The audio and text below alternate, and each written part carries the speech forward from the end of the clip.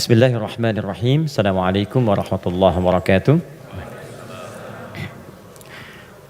Alhamdulillah wassalatu wassalamu ala Rasulillah wa ala alihi wa sahbihi wa man walah wa ba'du. Fa ya ibadallah usi nafsi wa iyyakum bitaqwallahi faqad fazal muttaqun fala tamutunna illa wa antum muslimun. Faqala ta'ala ya ayyuhalladzina amanu taqullaha haqqa tuqatih wa la tamutunna illa wa antum muslimun. Teman-teman sekalian, saudara-saudariku, alhamdulillah kembali kita diberikan nikmat oleh Allah Subhanahu wa taala. Yang paling besar adalah nikmat hidup sampai saat ini. Karena di antara saudara-saudari kita ada yang telah kembali kepada Allah Subhanahu wa taala, dan kita doakan semoga seluruhnya jika dia muslim diampuni dosa-dosanya oleh Allah Subhanahu wa taala, dan mudah-mudahan juga diberikan rahmat oleh Allah dan diterima semua amal salehnya.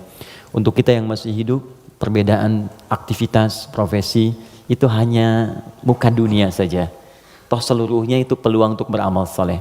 Saya lihat sebagian teman-teman kemarin ada yang dilantik di dewan, ada yang sebagian lagi beraktivitas, ada yang ke Palu, ada yang ke beberapa tempat, ada yang berdagang, berbisnis. Itu hanya muka dunia saja gitu. Ya, pada akhirnya itu adalah peluang untuk beramal saleh. Jadi dimanapun kita beraktivitas, maka tenunlah kebaikan di situ, karena mungkin Allah berikan amanah di situ kita bisa berbuat baik, dan di situ surga yang bisa kita raih. Maka jangan sampai ketika Allah titipkan kita sia-siakan peluang itu, karena tidak semua orang bisa mendapati itu semua. Saya turut mendoakan apapun yang kita kerjakan semoga diberkahi oleh Allah Subhanahu wa taala. Teman-teman sekalian, hari ini saya spesial ingin berikan kesempatan untuk diskusi kita. Kita tanya jawab hari ini supaya lebih luas dan ada jeda dulu dari apa yang kita bahas dari tema-tema yang lalu, sehingga barangkali temanya bisa lebih meluas untuk diskusi, dan persoalan-persoalan yang kita hadapi mungkin bisa lebih banyak di-share dan diberikan solusinya berdasarkan pandangan Al-Quran dan Sunnah Rasulullah SAW. Sebelum kita buka untuk diskusi ini, tadi dibacakan Al-Fatihah. Saya sedikit saja ingin share dari tinjauan ilmu Al-Qurannya. Al-Fatihah itu satu surat yang sangat istimewa di dalam Al-Quran. Semua punya keistimewaan surah Al-Quran tanpa kecuali. An-Nur itu surah cahaya. Jadi kalau teman-teman ingin dibimbing oleh Allah punya cahaya dalam hidup, ya cahaya dalam berperilaku, bagaimana Allah membimbing kita supaya pandangan kita dapat bimbingan dari Allah, pendengaran dapat bimbingan. Itu ada 10 bimbingan utama di surah An-Nur. Ada cahaya di alam kubur, itu surah Al-Mulk. Orang yang biasa senang baca surah Al-Mulk, nanti itu diberikan cahaya ketika dia masuk di alam kuburnya. Silakan kalau nggak percaya buktikan rajin Al-Mulk, nanti saat masuk ke alam kubur akan terasa gitu. Kemudian ada lagi yang saat di hari kiamat, surah Al-Baqarah dengan Ali Imran. Al-Baqarah Ali Imran itu spesial, dia bisa jadi pelindung saat ketegangan hisab. Ada yang suasana tegang, orang udah nggak peduli, yang penting pengen dihisab aja. Ya, nanti ada 7 golongan santai aja, tapi di tenda besar. Santai. Ya, sab'atun yadhilluhumullahu fi dhillin yauma la dhilla illa dhilluh. Ada 7 golongan yang saat di hari kiamat tenang aja mendapat naungan Allah, saat semua umumnya orang gelisah.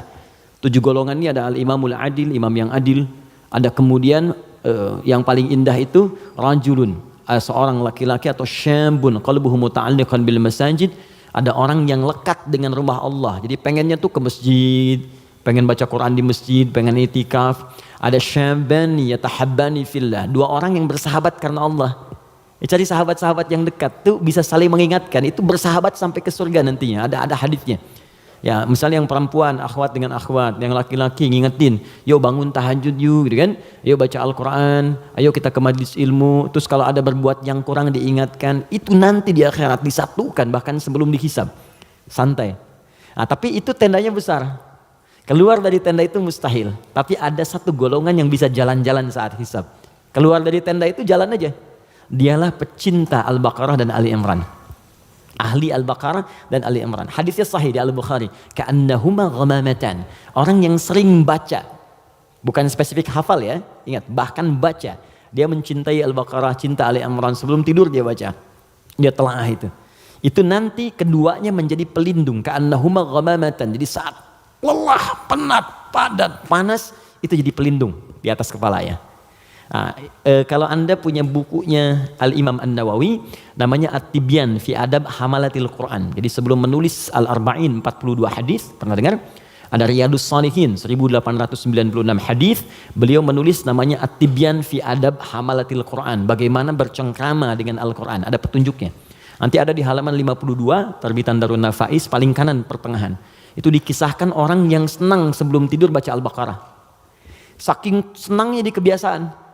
Dan itu saking dekatnya dengan surat itu, dia tertidur satu masa belum sempat baca Al-Baqarah. Tiba-tiba dalam tidurnya kaget, dia bangun mimpi, terus tangannya tersenggol kawannya. Kawannya kaget, bangun juga, dia tanya, "Mas Bika, kenapa kamu begini?" Kata kawan yang tadi, "Wallahi ra'aitul fil manam laqad natahatnil baqarah." Tadi saya di mimpi, di tidur saya mimpi, saya diseruduk Al-Baqarah. Al-Baqarah kan sapi betina gitu kan. Nah, diseruduk, bangun, kamu belum baca saya gitu. Nah, itu sampai begitunya gitu ya.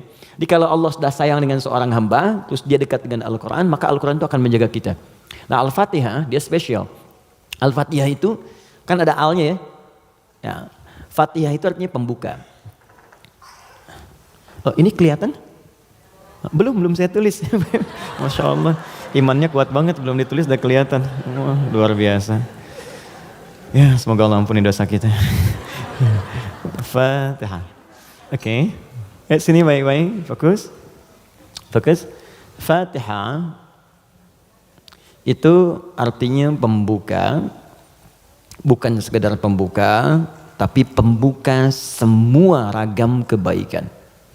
Semua jenis kebaikan.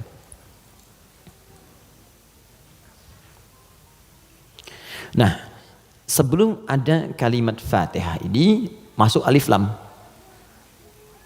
Kalau kita belajar gramatikal bahasa Arab di ilmu nahwu khususnya, ya ilmu nahwu. Jadi ada 4 turunan bahasa Arab itu. Jadi ada nahwu, ada sharaf, kemudian sharaf 12 turunannya, ada balaghah 3 turunannya.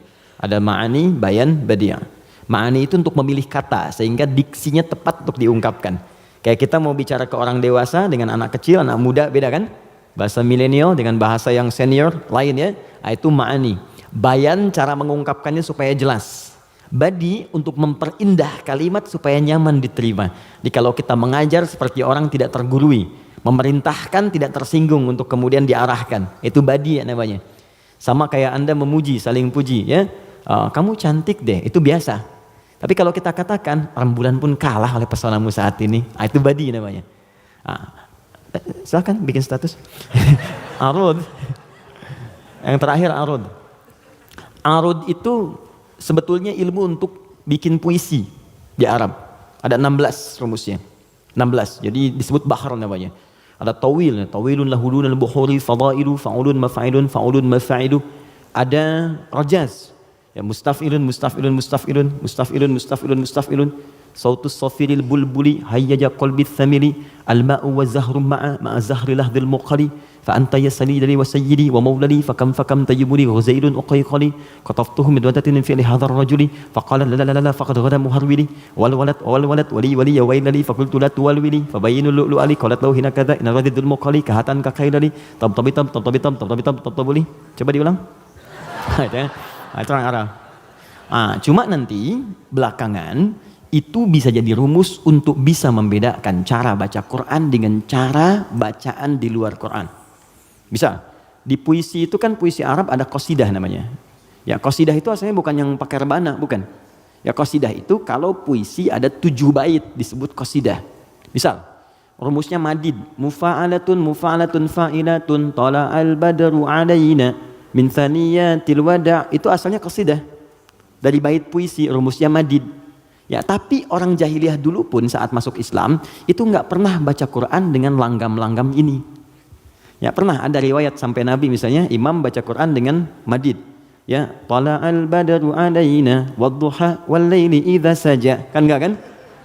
Jadi sejahiliyah-jahiliyah mereka pun itu nggak pernah digunakan langgam ini untuk baca Al-Quran karena memang beda. Jadi kaidah makanya nggak bisa musik misalnya sekarang lagunya dipakai untuk baca Quran itu nggak bisa. Karena beda, ya beda ininya, frekuensinya lain.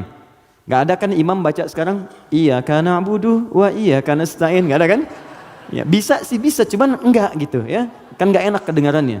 Itu ilmunya arud namanya. Dan ini ilmu bisa digunakan untuk mengukur pahala yang diberikan oleh Allah. Nanti lain waktu kita bahas. Nah, Di ilmu nahwu ada al. Al ini punya dua arti secara umum. Satu disebut ta'rif, ma'rifat. Ma'rifat. Ma'rifah. Yaitu huruf yang ketika melekat pada kalimat menunjukkan sesuatu yang khusus, spesifik. Kalau di bahasa Inggris, the mungkin ya, artikel the. Car, mobil, umum. The car, yang ini nih, bukan yang lain. Pen, umum. The pen, yang ini, bukan yang lain. Nah itu dalam bahasa Arab al namanya. Jadi kalau ada al, yang dimaksud yang ini, khusus, spesifik, bukan yang lain. Al pertama yang melekat pada Al-Fatihah, berfungsi ma'rifah, menunjukkan sesuatu yang khusus. Surah ini adalah surah pembuka yang sangat khusus. Karena dia disusun khusus untuk membuka surah-surah dalam Al-Quran. Jelas? Semua ayat Quran itu baik. Dan pembuka kebaikan di ayat-ayat Quran disebut dengan Al-Fatihah. Jadi kalau Anda belajar Al-Fatihah dengan baik, maka Anda akan temukan bahwa surah ini khusus ditempatkan membuka untuk semua untayan ayat-ayat Al-Quran. Yang kedua, al di sini kenapa disebut Al-Fatihah? Karena surah ini khusus ditempatkan untuk membuka bacaan dalam sholat. Jadi ketika kita mulai takbir, Allahu Akbar, rukun bacaan pertama dalam sholat itu Al-Fatihah. Jadi kalau bapak, ibu, teman-teman, ikhwan, akhwat tidak baca iftitah, itu sholatnya masih sah. Karena sunnah hukumnya. Tapi kalau Anda sengaja nggak baca Al-Fatihah, maka Anda mengulang sholat, batal hukumnya. Jelas? Nah, yang dahsyat yang mau saya sampaikan, ini rahasianya. Awas, saya fokus ya, ini rahasia dan diantara kita saja. Oke. Disebut alnya yang kedua dengan istighraq namanya, istighraq. Ya, jangan hafalkan istilahnya, yang penting paham maksudnya. Istighraq itu al yang menunjuk makna yang komprehensif, holistik. Sesuatu yang menyeluruh. Semua menyeluruh sifatnya, tanpa kecuali. Al. Contoh begini. Alhamdulillahi Rabbil Alamin. Al di situ mencakup semua maknanya, komprehensif, seluruhnya tanpa kecuali. Makanya ketika hamdun artinya pujian, alnya diartikan segala. Lihat terjemahan, segala puji hanya milik Allah. Alnya semua, jadi semua jenis pujian kembali ke Allah. Nah konsekuensi fikihnya, kalau kita katakan semua pujian hanya milik Allah, berarti jangan mengambil bagian dari pujian itu, sehingga berkuranglah sifat pujian kita kepada Allah. Contoh, Anda punya anak nih, dilatih baca Quran, bagus sampai hafal 30 juz.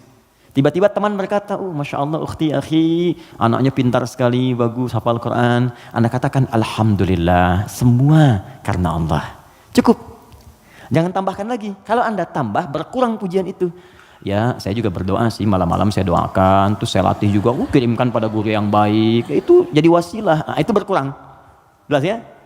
Anda sakit, kemudian ke rumah sakit, terus kaki sudah mulai agak baik, teman-teman nengok, gimana kondisinya bro? Ya kawan, bagaimana kondisinya? Alhamdulillah, sudah baik. Nah kalau sudah Alhamdulillah jangan ditambah. Ya walaupun sedikit, ya walaupun meskipun barangkali itu hilang semua. Karena ada al. Nah sekarang, masukkan ke sini. Tadi teman kita baca Al-Fatihah, fungsi yang kedua, dia ini. Istighraq menunjuk pada makna semua tanpa kecuali. Kalau digabungkan dengan makna ini rahasianya. Pembuka jenis kebaikan. Masuk al di sini. Maka surah Al-Fatihah, seluruh ayatnya, kalau dipelajari dengan benar dan diamalkan, dia akan membuka semua jenis kebaikan yang diharapkan dalam hidup. Orang ingin sukses, pelajari Al-Fatihah, maka akan dibuka kesuksesan. Ada yang sakit, ingin mendapat kesembuhan cepat, pelajari Al-Fatihah. Di situ ada rahasia bagaimana mendapatkan kesembuhan cepat dari Allah. Orang ingin rezeki, ingin ilmu, pelajari Al-Fatihah. Maka di situ ada nilai-nilai kebaikan yang cepat dibuka. Makanya satu-satunya surah dalam Al-Quran yang banyak namanya sesuai dengan objek kebaikannya hanya Al-Fatihah. Dia disebut Asy-Syifa karena di dalamnya ada kandungan untuk mempercepat datangnya kesembuhan dari Allah. Ada kepala suku di Arab dulu tersengat kalajengking Arab. Racun masuk ke dalam sampai sekarat. Secara medis nggak bisa, semua angkat tangan. Datang rombongan sahabat, yang tadinya mampir ditolak, kemudian dikejar. Ada nggak yang bisa menyembuhkan di antara kalian? Satu orang mengangkat tangan. Kata orang ini, insya Allah, bukan saya akan sembuhkan kalau Allah berkehendak. Dibawa orang ini kemudian menghadap pada kepala suku tadi, dilihat kondisinya, dibacakan Al-Fatihah, hanya sekali baca, tidak diulang, tanpa wasilah apapun, begitu dibacakan, selesai baca, sembuh orangnya. Nah, ini pembuka semua jenis, makanya dalam setiap keadaan seringkali dibaca Al-Fatihah, Fatihah, Al-Fatihah. Tapi persoalannya, kok orang dulu bisa sekali baca sembuh, orang sekarang ratusan ribuan kali nggak sembuh-sembuh gitu. Persoalannya apa? Nah, rahasia Al-Fatihah ada di ayat kelimanya. Ini yang mau saya sampaikan, ini hadis qudsi di sini. Ya. Ayat kelima, yuk kalau kita hitung dari bismillah, bismillahirrahmanirrahim, alhamdulillahirabbil alamin, arrahmanirrahim, maliki yaumiddin. Kelima, iyyaka na'budu wa iyyaka nasta'in. Saya bacakan hadis qudsinya, ini yang mengiringi ayat ini saat diturunkan. An Abi Hurairah radhiyallahu taala anhu qala, dari riwayat sahabat Abu Hurairah, semoga Allah meridhai kepadanya, qala Rasulullah SAW, saya mendengar Rasulullah SAW berkata, qala Allah azza wa jalla, kata Nabi, saya mendengar Allah menyampaikan di hadis qudsi, qasamtu shalah baini wa baina abdi, saya bagi salat kepada dua bagian antara aku dengan hambaku, wali abdi ma sa'al, dan kalau hambaku benar menunaikan tugasnya, maka aku akan kabulkan apapun yang ia minta pada saat itu. Nah, ketika menyebut kalimat salat, ternyata yang disebut Al-Fatihah. Idza qala al-'abdu, jika seorang hamba benar membaca alhamdulillahi rabbil alamin, qala Allah azza wa jalla, maka Allah akan menjawab, hamadani 'abdi, hambaku sedang memujiku sekarang. Idza qala al-'abdu ar-rahmanir rahim, jika seorang hamba berkata ar-rahmanir rahim, qala Allah azza wa jalla, Allah menjawab, asna alayya 'abdi, hambaku sedang menyanjungku sekarang. Idza qala al-'abdu maliki yaumiddin, jika hamba membaca maliki yaumiddin, qala Allah azza wa jalla majjadani 'abdi, maka Allah langsung menjawab, hambaku sedang mengagungkanku sekarang. Gini, maksud kalimat ini di pembuka yang 4 ini, kata para ahli hadis, salah satunya ingin memberikan gambaran kepada kita bahwa setiap beraktivitas rasakan kita dipersaksikan oleh Allah. Itu poinnya. Saya ulang ya, kalau Anda ingin mendapatkan janji dari kemuliaan Al-Fatihah ini, maka rumus yang pertama, kata para pakar hadis, rasakan setiap kali kita berinteraksi, sekalipun hanya berkata itu, rasakan Allah mengawasi kita. Itu yang disebut ihsan namanya. Apa namanya? Ihsan. Itu ada di hadis Muslim, nomor hadis yang ke-8, paling kiri sebelah atas. Hadis Muslim. Nomor hadis yang ke-8. Di Al-Arba'in, nomor hadis yang kedua. Riwayat Umar bin Khattab. Ihsan an ta'budallaha ka'annaka tarah fa illam takun tarahu fa innahu yarak. Perhatikan baik-baik. Anda jadikan, kata Nabi, ini rumus cepatnya, kalau semua hidup ingin dimudahkan oleh Allah, semua ingin dibuka kebaikannya, maka pertama jadikan semua aktivitas kita sebagai ibadah. Itu poinnya. Yuk teman-teman yang kerja, niatkan ibadah. Kalau Anda cuma kerja aja, jangankan Anda, yang belum beriman pun kerja juga. Coba cek. Anda bisnis, dia bisnis. Bisnisnya sama dengan Anda. Anda kerja, dia kerja. Kerjanya sama dengan Anda. Di kantor yang sama, jamnya sama, pekerjaannya sama. Dia belum beriman, Anda beriman. Pertanyaan saya, yang membedakan iman Anda dengan dia yang belum beriman apa? Maka kata Nabi, mesti ada bedanya. Bedanya itu adalah, jadikan pekerjaan kita diniatkan ibadah. Itu poinnya. Makanya setiap pekerjaan kita itu pasti melekat doa di dalamnya. Untuk menjadikan pekerjaan jadi ibadah. Silahkan cek. Cuma dalam Islam ya, dan kita hormati yang lain. Oke, jangan mencelanya apapun, kita hormati, tapi kita yakini untuk menunjukkan Islam itu agama yang benar. Cuma dalam Islam yang seluruh aktivitasnya bersanding dengan doa. Dari bangun tidur sampai tidur lagi. Coba lihat. Bangun tidur kita ada doanya nggak? Ada. Cek. Yang lain tidak. Bangun tidur kita ada doa. Makan ada doanya? Ada. Minum? Ada. Berpakaian? Ada. Bahkan maaf ya, urusan ke toilet pun ada doanya. Bahkan kakinya diatur. Masuk toilet kaki kiri, keluar kanan. Beda dengan ke masjid. Masuk masjid kaki kanan, keluar kiri. Doa masuk keluar beda. Tuh, bekerja ada doanya. Even kita tidak tahu doanya pun, kata Nabi cukupkan dengan kalimat Bismillahirrahmanirrahim. Kullu amrin dzibalin la yubda'u fihi bismillahirrahmanirrahim fahuwa abtar. Setiap perbuatan baik yang tidak diiringkan kalimat Allah di dalamnya, minimal Bismillahirrahmanirrahim. Paling singkat Bismillah. Minum Bismillah, makan Bismillah, ya bekerja Bismillah. Itu kalau kita nggak ungkapkan itu mohon maaf, nilai ibadahnya hilang. Ya. Nah, apa manfaat menjadikan aktivitas kita ibadah? Di antara manfaatnya, kalau kita menjadikan itu ibadah dan kita merasa disertai, diawasi oleh Allah, maka mustahil Anda akan mengerjakan yang buruk dalam hidup. Mustahil. Ini ada minuman ditawarkan pada Anda. Dan Anda merasa saat akan minum ini, Allah mengawasi kita. Maka mustahil Anda akan menyentuh minuman yang tidak disukai oleh Allah. Mustahil. Demi Allah saya katakan. Nggak akan pernah Anda minum minuman yang dilarang, bahkan mengucapkan kalimat bismillah. Udah minum aja dulu whiskinya pakai bismillah biar dosanya kurang dikit. Nggak bisa. Mustahil. Nggak akan Anda sentuh. Pekerjaan juga begitu. Ya, kaki, tangan, teman-teman yang tugas di dewan, nggak akan nyusun anggaran macam-macam. Kenapa? Karena merasa Allah lihat. Nggak mungkin Anda tanda tangan sesuatu, sementara Anda merasa disaksikan Allah. Dan Anda tanda tangan pada yang buruk, mustahil. Oh tapi kan fee-nya besar nih proyeknya. Allah menyaksikan kita. Atau saya istikharah dulu deh biar benar. Jelas ya?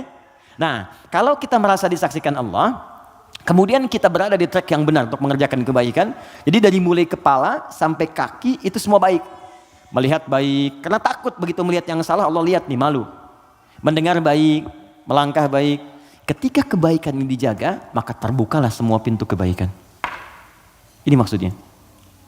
Maka ketika Anda jadikan ibadah, maka perhatikan kalimatnya. Idza qala al-'abdu, ketika hamba sampai pada kalimat iyyaka na'budu.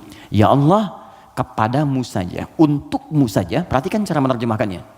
Kami beribadah. Maksudnya kami jadikan semua aktivitas kami sebagai ibadah hanya kepadamu saja. Salat kami hanya untukmu. Puasa kami hanya untukmu. Bekerja pun kami niatkan mendapat ridhamu. Tidur pun kami niatkan mendapat ridhamu. Makanya sebelum tidur kita ada doanya. Kan? Jika Anda benar mengucapkan kalimat ini, iyyaka na'budu, dan kita praktekkan dalam hidup, perhatikan. Wa iyyaka nasta'in. Ya Allah, saya seorang hamba yang pasti punya persoalan dan butuh pertolonganmu. Kalaupun saya punya masalah, pasti saya hanya akan minta kepadamu. Lihat jawabannya. Hadza baini wa baina abdi. Langsung dijawab oleh Allah tuntas. Ini perjanjian antara aku dengan hambaku. Wali abdi. Kalau hambaku benar komitmen dengan perkataannya, mengerjakan semua aktivitasnya sebagai ibadah kepadaku, masalah apapun yang dia minta, aku akan kabulkan. Hadis qudsi. Apapun yang dia minta, aku akan kabulkan. Bahkan ada orang yang belum minta sudah diberikan oleh Allah Subhanahu wa taala, bergantung pada level ibadah yang ia kerjakan. Semakin tinggi, semakin kuat. Nah, kalau Anda kumpulkan jumlah ibadah ini, ada sholat, ada puasa, Anda tingkatkan, infak, baca Quran, semakin ditingkatkan semakin tinggi, maka kumpulan ibadah ini disebut takwa namanya. Apa namanya? Takwa. Karena itu ketika Quran menyebutkan kalimat takwa, pasti bersanding dengan ibadah. Coba lihat, sholat ibadah bukan? Kalimat sholat dibuka dengan takwa.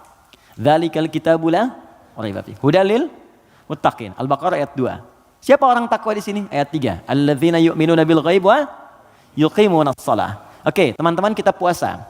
Puasa dibandingkan dengan takwa. Al-Baqarah ayat 183. Ya ayyuhalladzina amanu kutiba alaikumus syiyam kama kutiba alal ladzina min qablikum la'allakum tattaqun. Yang kemarin haji, semoga Allah terima hajinya. Yang umrah, semoga yang belum segera berangkat insyaallah. Ya, yang gak cukup dengan amin, nabung, siapin schedule yang baik. Oke, sekarang lihat, kita haji yang umrah, itu muaranya takwa. Buka Quran surah kedua, ayat 197, paling kanan sebelah atas. Al-hajju ashhurum ma'lumat, faman faradha fihinna al-hajja fala rafatha wala fusuqa wala jidala fil hajj wa ma taf'alu min khairin ya'lamhu Allah wa tazawwadu fa inna khairaz zadi taqwa. Semua takwa. Nah, rahasianya di sini. Kenapa kita diminta salat, puasa, zakat, takwa? Karena ternyata takwa itu wasilah untuk mencapai harapan yang kita inginkan. Buka Quran surah kelima ayat 35, paling kanan sebelah bawah di mushaf. Quran surah kelima Al-Ma'idah ayat 35. Saya kasih rumus cepat, setelah ini kita diskusi. Oke. Ya ayyuhalladzina amanu, hai orang-orang yang telah menyatakan dirinya beriman kepada Allah, ittaqullaha, tingkatkan takwamu kepada Allah. Tadi bentuknya ibadah. Jadi kalau sholat tingkatkan. Maksud ditingkatkan di sini dari yang fardu ke sunnah, gitu kan? Dia bukan menambah bilangan yang fardu. Oh berarti besok aku subuh dari 2 jadi 4 gitu ya Ustaz. Ya saya tambah dengan yang sunnah. Yo, yang belum duha, yang belum tahajud, tambah naik ke atas. Ya, puasa tambah yang dari Senin tambah Kamis. Oke? Kamis, Senin, Kamis, puasa Ayyamul Bid 3 hari di pertengahan bulan. Tambah lagi misalnya Daud kalau kita mampu sesuai dengan kemampuan. Naik untuk apa? Teruskan ayatnya. Wabtaghu ilaihil wasilah. Takwa itu gunakan sebagai wasilah untuk meminta kepada Allah apa yang kau harapkan. Teman-teman mau minta apa? Sukses di karir? Nyaman di rumah tangga? Anak-anak sehat? Pintar? Hafal Quran? Kalau Anda punya permohonan tertentu kata Allah, maka sebelum memohon, cari dulu wasilah takwa. Beramal dulu. Dan niatkan amalan itu untuk mewujudkan apa yang ingin Anda mohonkan tadi. Itu rumus. Makanya banyak orang yang mengerjakan ibadah itu diisi dengan doa permohonan. Puncaknya sholat. Makanya sholat disebut sholat karena banyak doa di dalamnya. Coba lihat, waktu kita diminta sholat. Mu'adzan itu pengumumannya, kan itu membuat kalimat bukan cuma sholat. Saya tanya sebentar, yang pengen sukses boleh angkat tangan siapa? Oke. Yeah, it's happening. Oke, yang pengen bahagia? Baik. Yang pengen sukses tapi nggak bahagia? Pilih mana? Sukses tapi nggak bahagia atau bahagia nggak sukses? Tidak ada pilihan ketiga dan nggak usah milih. Ini saya satu dulu. Oke, kalau Anda ingin keduanya, sukses dan bahagia, namanya falah di bahasa Arab. Apa namanya? Falahun.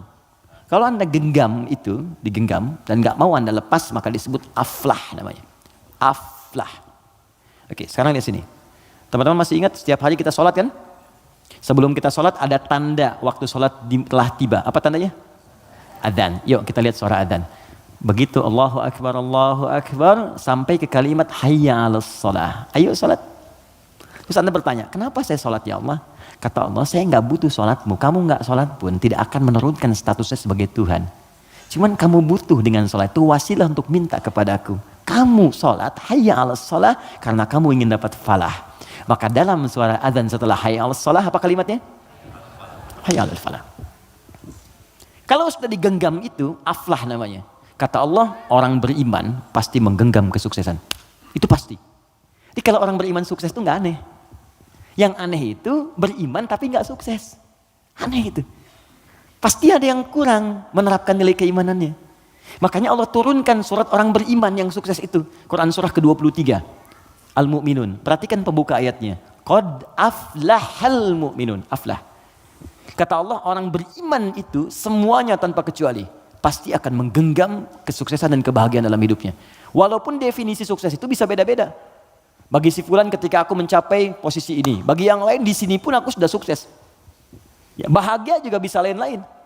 Ya, orang berkata minum kopi udah bahagia, minum teh bahagia, bahagia itu begini, bahagia itu seperti ini. Tapi Quran tuh memberikan yang pasti gitu. Karena semua manusia itu relatif. Kata Allah, kalau engkau ingin menggenggam kebahagiaan itu, maka ini amalannya. Alladzina hum fi shalatihim khashi'un, salat. Alladzina hum lizakati fa'ilun, zakat. Karena itu ketika teman-teman saya, Anda, kita semua diminta ibadah, maka cara berpikirnya jangan jadikan beban. Kalau jadi beban capek Anda. Suruh tahajud, capek ya, malas. Tapi kalau cara berpikirnya adalah mendapatkan apa yang kita harapkan, nih Allah janjikan, dikabulkan doa, dikasih kemudahan. Kalau cara berpikirnya ke situ, maka kita akan semangat bahkan menunggu ibadah itu tiba waktunya. Jelas? Maka kalau teman-teman setiap kajian dengan ustadz manapun, siapapun, tadi ada yang bacakan Al-Fatihah seperti tadi, maka ingat-ingat, barangkali bukan Al-Fatihah yang dibacakan. Barangkali ada pengingat dari Allah, dari sekian bacaan itu engkau bacakan 17 kali dalam sehari seumur hidup, maka berapa yang sudah engkau praktekkan? Apakah engkau merasa aku mengawasimu saat beraktivitas? Ataupun engkau merasa bahwa setiap ibadah itu bukan beban, tapi untuk mengabulkan apa yang engkau harapkan? Itu kurang lebih. Kita diskusi, saya berikan waktu terbentang luas untuk kita bisa bertukar pikiran. Saya perkenankan, jika ada yang bertanya langsung silahkan, jika ada yang ingin tulis pakai kertas, maka silahkan, saya pun tidak keberatan untuk menjawab dengan kertas. Silakan.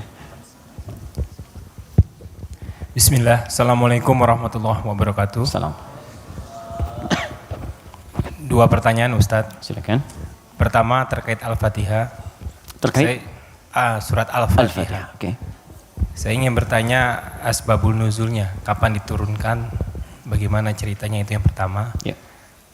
Yang kedua, di padang mahsyar nanti, saya membaca beberapa buku bahwa kehidupan di padang mahsyar nanti itu ada yang mengatakan 30.000 tahun, ada yang mengatakan 50.000 tahun. Bagaimana nasib kita itu? Tadi sempat Ustadz kutip sedikit. Saya ingin mendapatkan penjelasan bagi orang-orang mukmin khususnya yang ada di dunia ini, apalagi di zaman yang penuh fitnah ini, yang amannya bagaimana untuk menghadapi nanti itu. Terima kasih. Assalamualaikum warahmatullahi wabarakatuh. Oke. Pertama, asbabun nuzul, sebab turunnya surah Al-Fatihah. Saya berikan sedikit dulu informasi. Jadi ada dua jenis asbab di dalam fikih Islam. Kalau asbab itu terkait dengan turunnya ayat, asbab itu sebab. Jadi sebab itu bahasa Arab asalnya, diserap ke bahasa Indonesia menjadi sebab. Sebab turunnya Al-Quran disebut asbabun nuzul. Kalau sebab munculnya hadis disebut asbabul wurud. Maksudnya asbabul wurud namanya. Misal, pernah dengar hadis tentang isbal? Isbal itu pakaian yang melebihi mata kaki. Nah, itu apa sebabnya Nabi berkata hadis itu? Sebabnya apa? Nah, sebab namanya asbabul wurud. Dari pengetahuan sebab ini kita akan melihat sebuah kesimpulan hukum. Jelas ya? Baik, sekarang apa sebab turunnya Al-Fatihah? Penting diketahui tidak semua surah dan ayat dalam Al-Quran memiliki sebab asbabun nuzul, sebab turun. Bisa jadi itu sekedar perintah untuk ditunaikan secara langsung. Bisa jadi itu bacaan-bacaan praktek dalam ibadah ketika ibadahnya diperintahkan. Bisa jadi ada sebab turun ketika ada pertanyaan tertentu untuk menyelesaikan sebuah kasus. Al-Fatihah masuk pada bagian yang tidak ada asbabun nuzulnya, tapi menyertai perintah ketika diturunkan. Apa perintahnya? Salat. Diperintah salat ketika diturunkan, Nabi diperintahkan setahun sebelum hijrah, usianya 52 tahun. Jadi usia 53 tahun, beliau hijrah kemudian ke kota Yathrib yang kelak menjadi Al-Madinah Al-Munawwarah. 13 tahun berdakwah di kota Mekah, setelah usia 40 tahun diangkat menjadi Rasul, turunnya surah Al-Alaq. Setelah itu kemudian 12 tahun sebelum hijrah turunlah perintah salat. Saat perintah salat itu diturunkan, mesti ada bacaan yang dibacakan. Maka turunlah kemudian Al-Fatihah di situ. Saat turun di situ, kalimatnya Alhamdulillahi Rabbil Alamin, Ar-Rahmanir Rahim, Maliki Yawmiddin, Iyyaka na'budu wa iyyaka nasta'in, Ihdinas siratal mustaqim, siratal ladzina an'amta 'alaihim ghairil maghdubi 'alaihim waladdallin. Kemudian setelah turun digunakan dalam salat. Saat hijrah ke Yathrib yang kelak jadi Al-Madinah Al-Munawwarah, tiba-tiba si kecil namanya Abdullah, anak laki-lakinya Abbas paman Nabi, beda 3 tahun usianya dengan Nabi. Abbas, anak laki-laki Ibnun, maka sering disingkat Ibnu Abbas. Ibnu Abbas nama aslinya Abdullah. Ingat teman-teman, saya berikan rumus sedikit ya. Kalau Anda belajar hadis, menemukan kalimat Ibnu Omar, Ibnu Abbas, itu nama aslinya rata-rata Abdullah. Kenapa dihapuskan nama anaknya dan disebut kemudian nasab ke bapaknya untuk memberikan inspirasi kepada orang tua di masa datang bahwa begini cara mendidik anak seperti Nabi mengajarkannya. Jadi kalau anak itu kemudian beramal, orang tua dapat pahalanya. Ya, teman-teman kenal Ibu Umar bin Khattab? Bagus. Oke, baik. Belum ditulis sudah kelihatan kenal Umar bin Khattab, luar biasa. Hari ini spesial. Gak apa-apa mas, saya selesaikan. Datang sendiri, ngajar sendiri, nulis sendiri, ngapus sendiri. Jamaah tinggal nanya, lihat masuk surga, enak banget. Masya Allah, surga Firdaus lagi. Udah nggak apa, udah selesai. Ya. Udah nantum ke surga juga. Insya Allah. Bercanda ya, mudah-mudahan nyata. Oke, fokus. Di sini. Fokus baik-baik. Yuk. Tadi kita katakan Abdullah misalnya, Ibnun. Ibnun itu anak laki-laki, nggak pakai ini, nggak pakai kepala, gini, Ibnun. Disingkat jadi bin. Bin itu anak laki-laki. Ya. Dibuang ininya jadi bin, dipindahkan harakatnya ke sini. Jadi asalnya begini, Ibnun. Kasrah itu sesuatu yang pecah, kecil. Bunyinya lembut, i gitu. I ya, makanya perempuan seringkali menggunakan kasrah. Anta tapi perempuan anti. Ka perempuan ki. Jazakallah khair. Semoga Allah berikan kepada Anda pahala. Ka itu untuk laki-laki. Jazaki killah khair itu untuk perempuan. Awas ya, akhwat, penting itu diketahui karena saya pernah mengajar pakai batik, pakai peci, setelah selesai Ustaz terima kasih memberikan pengajaran jazakillah khair gitu ya. Saya masih pakai peci itu. Ya enggak apa-apa lah gitu. Oke. Nah, ibnatun perempuan. Ibnatun anak perempuan. Ini boleh kita hapuskan. Kalau kita hapus ini yang depannya ini begini, ini dihapus, maka harokat ini pindah ke setelahnya. Geser. Ini ke sini jadi bi, ini ke sini jadi en, bin. Jelas? Ini kita hapus, pindah harokat ini ke sini di bi, ini ke sini geser. Bint.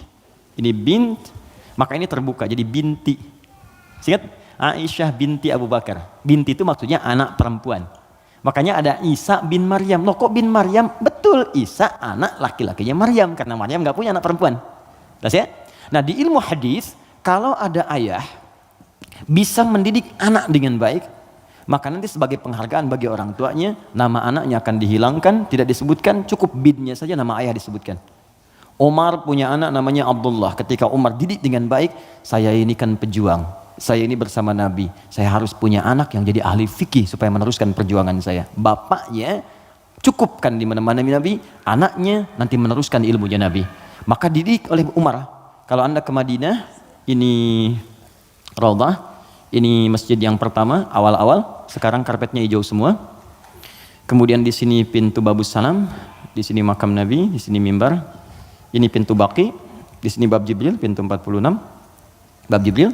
Nah, di sini ke sini ke Awali, di sini ada Baqi, di sini rumah istri-istrinya Nabi semua. Di depan pintu Jibril, bab Jibril. Ya, jadi kalau ada Sayyidah Aisyah, kemudian Sayyidah Zainab binti Jahsy, Saudah binti Zam'ah, semua istri Nabi tinggalnya di sini, depan ini persis. Kemudian di sini, ini ada Abu Ayyub Al-Ansari, Umar bikin rumah di sini. Bikin satu kamar untuk anaknya Abdullah, dihadapkan langsung ke tempat Nabi. Untuk belajar dari Nabi sebelum datang ke majlis ilmunya. Jadi kalau yang lain nunggu di majlis ilmunya Nabi, kalau anak Umar diajarkan oleh bapaknya sebelum Nabi bahkan ke majlis ilmu, sejak keluar dari rumahnya, itu bisa melihat bagaimana Nabi jalan. Bagaimana Nabi nengok. Makanya anaknya Umar banyak meriwayatkan hadis dari sejak kecil. Meriwayatkan 2.800 hadis. Anaknya Umar. Siapa yang punya wasilahnya? Bapaknya. Untuk menghargai bapaknya ini, Abdullahnya dihilangkan di sini, maka disebut nama bapaknya Ibnu Umar, Ibnu Umar, Ibnu Umar. Seakan pesan kepada orang tua di masa datang, kalau kita ingin mendapatkan kebaikan dari Allah, maka didik anak kita dengan baik, kelak orang tuanya pun akan dikenang. Setiap hadisnya kita bahas satu, bapaknya ikut mendapatkan pahalanya. Itu poinnya. Ya. Nah, tadi Al-Fatihah itu tidak ada asbabun nuzulnya. Kemudian ketika sampai di Madinah, Ibnu Abbas, anaknya Abbas, ini persis sama juga. Abbas itu pengusaha, teman-teman. Pengusaha besar. Sebelumnya terjebak dengan riba. Dibebaskan oleh Nabi. Tinggalkan riba, kata Nabi, dibebaskan. Dan dahsyatnya ketika ribanya ditinggalkan, awal-awal kan turun tuh. Setelah itu naik 2 kali lipat dari sebelumnya. Ribanya hilang, omsetnya naik 2 kali lipat. Nah, beliau sadar saya ini sibuk. Tapi di balik kesibukannya, bayangkan loh, paman Nabi, kerabat Nabi, muslim, mukmin bersama Nabi di surga, sibuk berbisnis, tapi masih punya waktu untuk datang ke majlis Nabi. Setiap akhir pekan datang ke majlis Nabi ke Sufah, belajar. Karena itu ketika Nabi wafat, Abbas ini sudah mendapatkan 200 hadis. Bayangkan pebisnis, hafal hadis 200, itu kan luar biasa. Kalau Quran gampang, hadis itu tak mudah, 200 hadis. Paman Nabi, keluarga Nabi, kerabat Nabi, sibuk, bisnis, kaya juga, masih hafal hadis. Antum siapa? Paman Nabi bukan, kerabat Nabi bukan, tetangga Nabi bukan, kan? Sesibuk apa sih? Sampai untuk baca Quran pun belum punya waktu. Cita-cita masuk surga lagi, kan?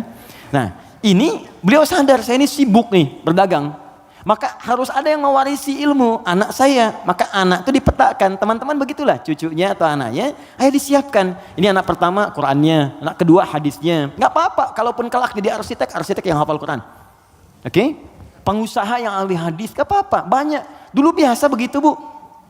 Teman-teman ikhwan, dulu biasa. Antum kalau temukan kitab namanya Bidayatul Mujtahid, kitab bagus perbandingan fikih. Itu kitab fikih tuh, tapi yang nulis dokter bedah. Ibnu Rushd namanya, di barat dikenal dengan Averroes. Itu nulis kitab fikih, itu biasa dulu tuh, biasa saja. Nah, Abbas ini menginvestasikan anaknya, namanya Abdullah juga, untuk belajar ke majlis Nabi. Jadi setiap bapaknya berangkat titipin. Ketika Nabi wafat, anak ini usia masih 13 tahun. Bapaknya hafal 200 hadis, anaknya hafal 2000 hadis.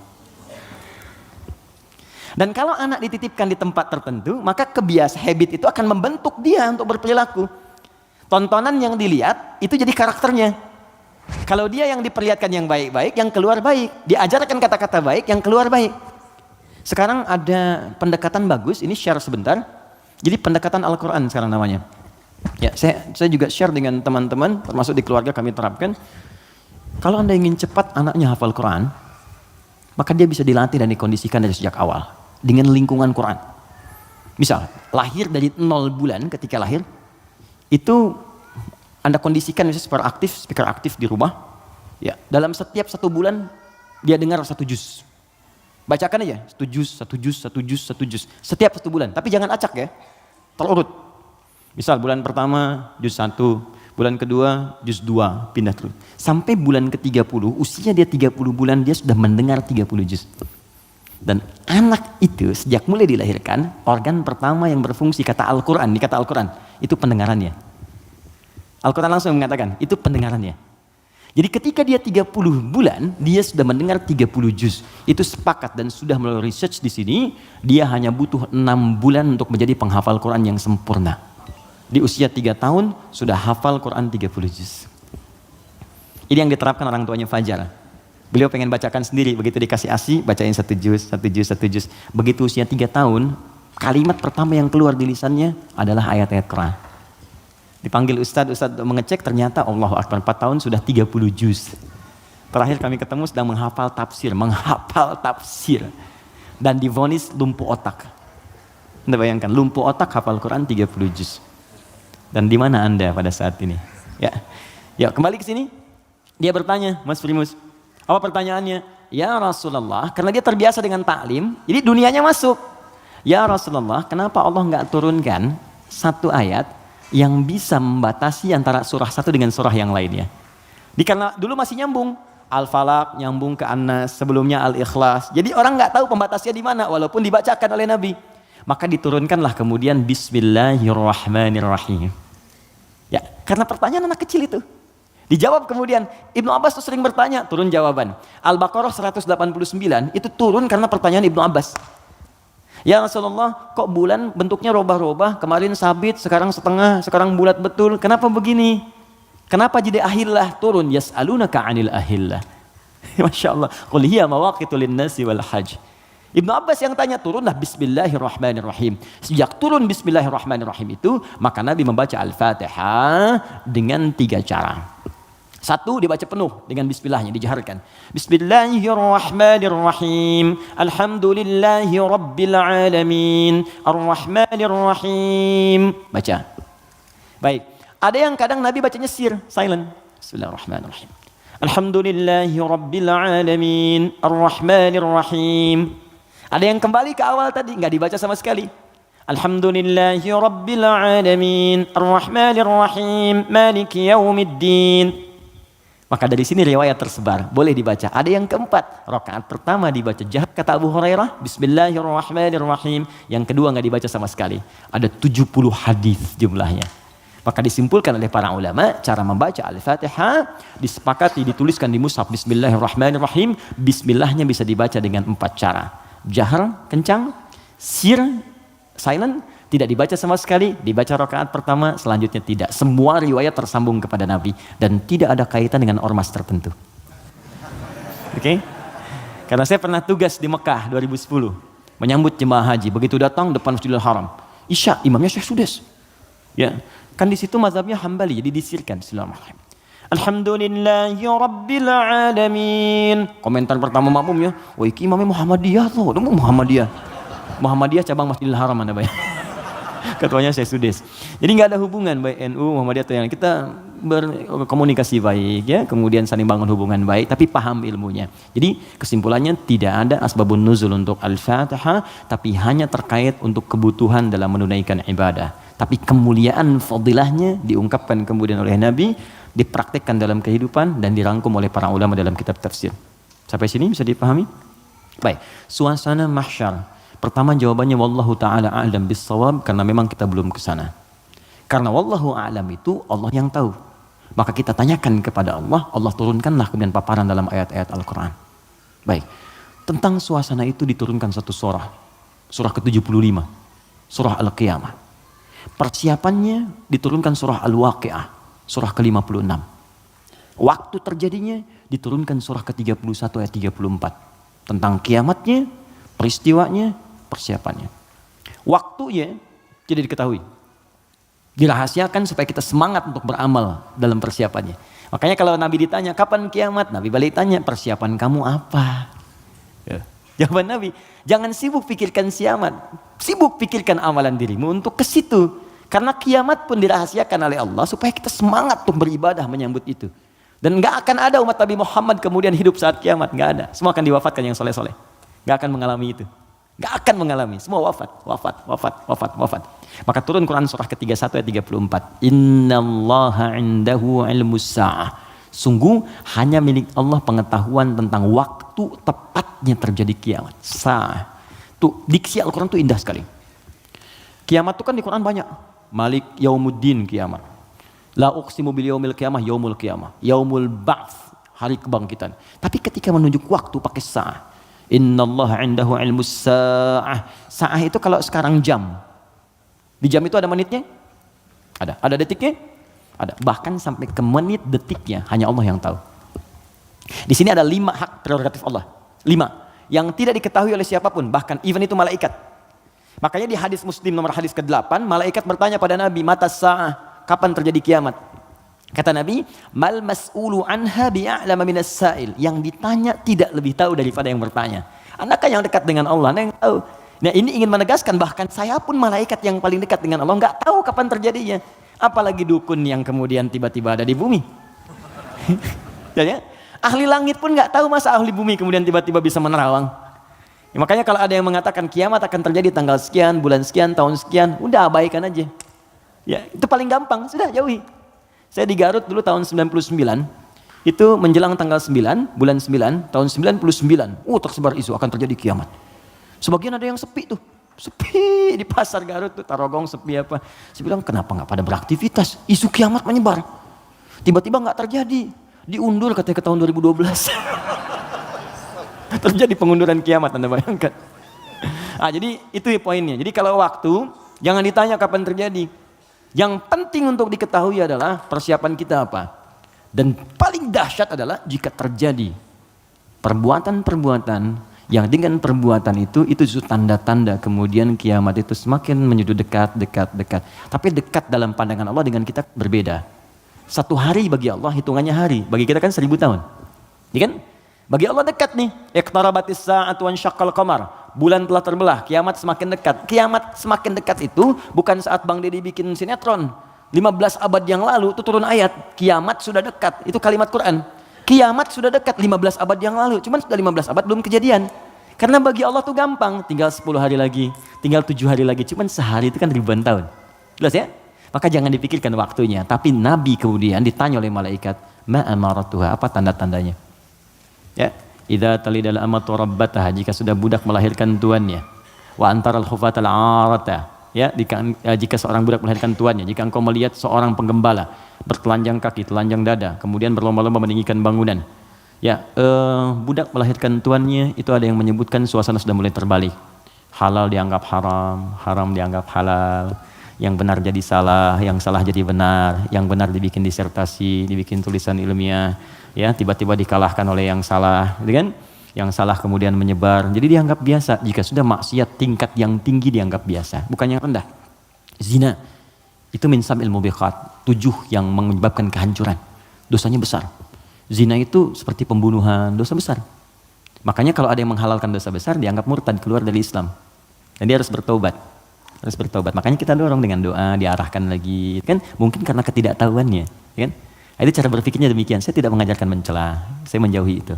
Ya, kita ajarkan dengan perasaan baik, kita doakan, tak ajarin lagi sepanjang dia masih hidup.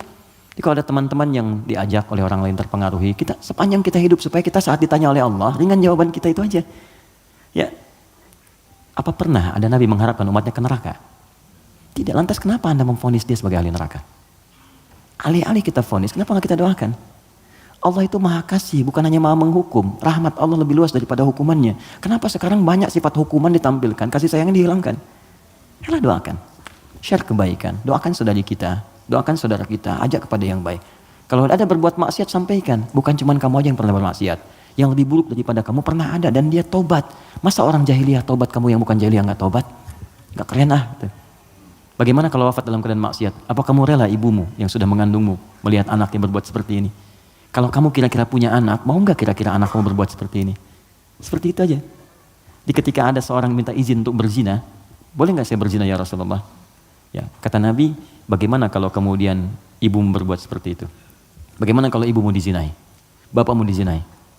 Jangan ya Rasulullah. Ya itu yang kamu zinai itu boleh jadi kemudian dia ibu bagi anak-anak orang lain. Seperti itu cara berpikirnya. Jadi kalau kita selalu mengangkat orang untuk mengarahkan pada kebaikan, maka dakwah ini akan semakin luas diterima dalam kemuliaan dan beban kita pun akan berkurang. Ada saatnya hitam putih itu mesti muncul dalam perkara tauhid. Tauhid itu nggak ada abu-abu, hitam putih. Allah Tuhan, yang lain bukan. Selesai. Tapi fikih itu fleksibel untuk memberikan kemudahan. Sholat nggak bisa berdiri, duduk. Nggak bisa duduk, berbaring. Berbaring sulit, bergerak. Bergerak sulit, berkedip kan? Berkedip sulit, disolatkan. Semua ada turunannya. Ya, selesai sampai tuntas. Oke? Jadi waktu tidak ada yang tahu. Suasana disampaikan supaya kita merasakan dahsyatnya itu. Turun surah Al-Qiyamah. La uqsimu biyaumil qiyamah. Quran surah 75. Wa la uqsimu bin nafsil lawwamah. Kata Allah, saya bersumpah kiamat pasti terjadi. Dan saya bersumpah pada saat itu banyak yang menyesal dan mencela dirinya. Lawwamah itu pencela. Mencela, aduh kenapa saya nggak begini, nyesel saya begini. Sama kayak Anda misalnya punya masalah dengan pasangan, Anda marah-marah sama istri. Setelah itu Anda menyesal, ya kenapa saya mesti marah sih? Toh jelaskan duduk dengan tenang juga bisa, kenapa saya marah ya, saya menyesal ya Allah. Tapi biasanya, pertama setan akan menghambat kita untuk berbicara dulu. Ditahan, jadi diam-diaman gitu. Itu begitu tuh caranya. Itu di Quran ada. Dan solusinya juga ada. Dan ada penyesalan setelah itu. Sama ke anak juga begitu. Anak berbuat salah terus kita marah ya. Kamu ini kemarin gak ngerti mama ya. Tapi setelah itu ya Allah kok saya marah sih. Ya, kok saya marah sih gitu ya. Nah itu lawamah namanya. Mencela diri pada sesuatu yang tidak seharusnya terjadi. Hari kiamat lebih banyak lagi. Kenapa dulu saya gak sholat? Kenapa dulu saya gak beriman? Kenapa dulu saya begini? Itu kiamat. Dan itu sudah bukan ranah kita lagi. Kata Allah, kalian yang beriman wafat dulu supaya gak melihat hiruk pikuk orang. Udah. Biarkan mereka sibuk menyesali dengan apa yang telah mereka kerjakan. Karena kamu dakwahi, gak mau beriman juga. Diberikan 5 kali sehari petunjuk dari bangun tidur sampai tidur lagi. Ini Allah nih, syahadatlah, ayo sholat, ayo beramal. Ini Allah nih, Allahu Akbar. Bahasa Arabnya. Ya, asyhadu an la ilaha illallah. Kan 5 kali kan? Dari bangun tidur sampai tidur lagi. Sepanjang hidup loh, setiap hari. Kurang apa lagi? Kurang apa lagi? Dan lafaz ini, kenapa disebut adzan? Apa artinya adzan?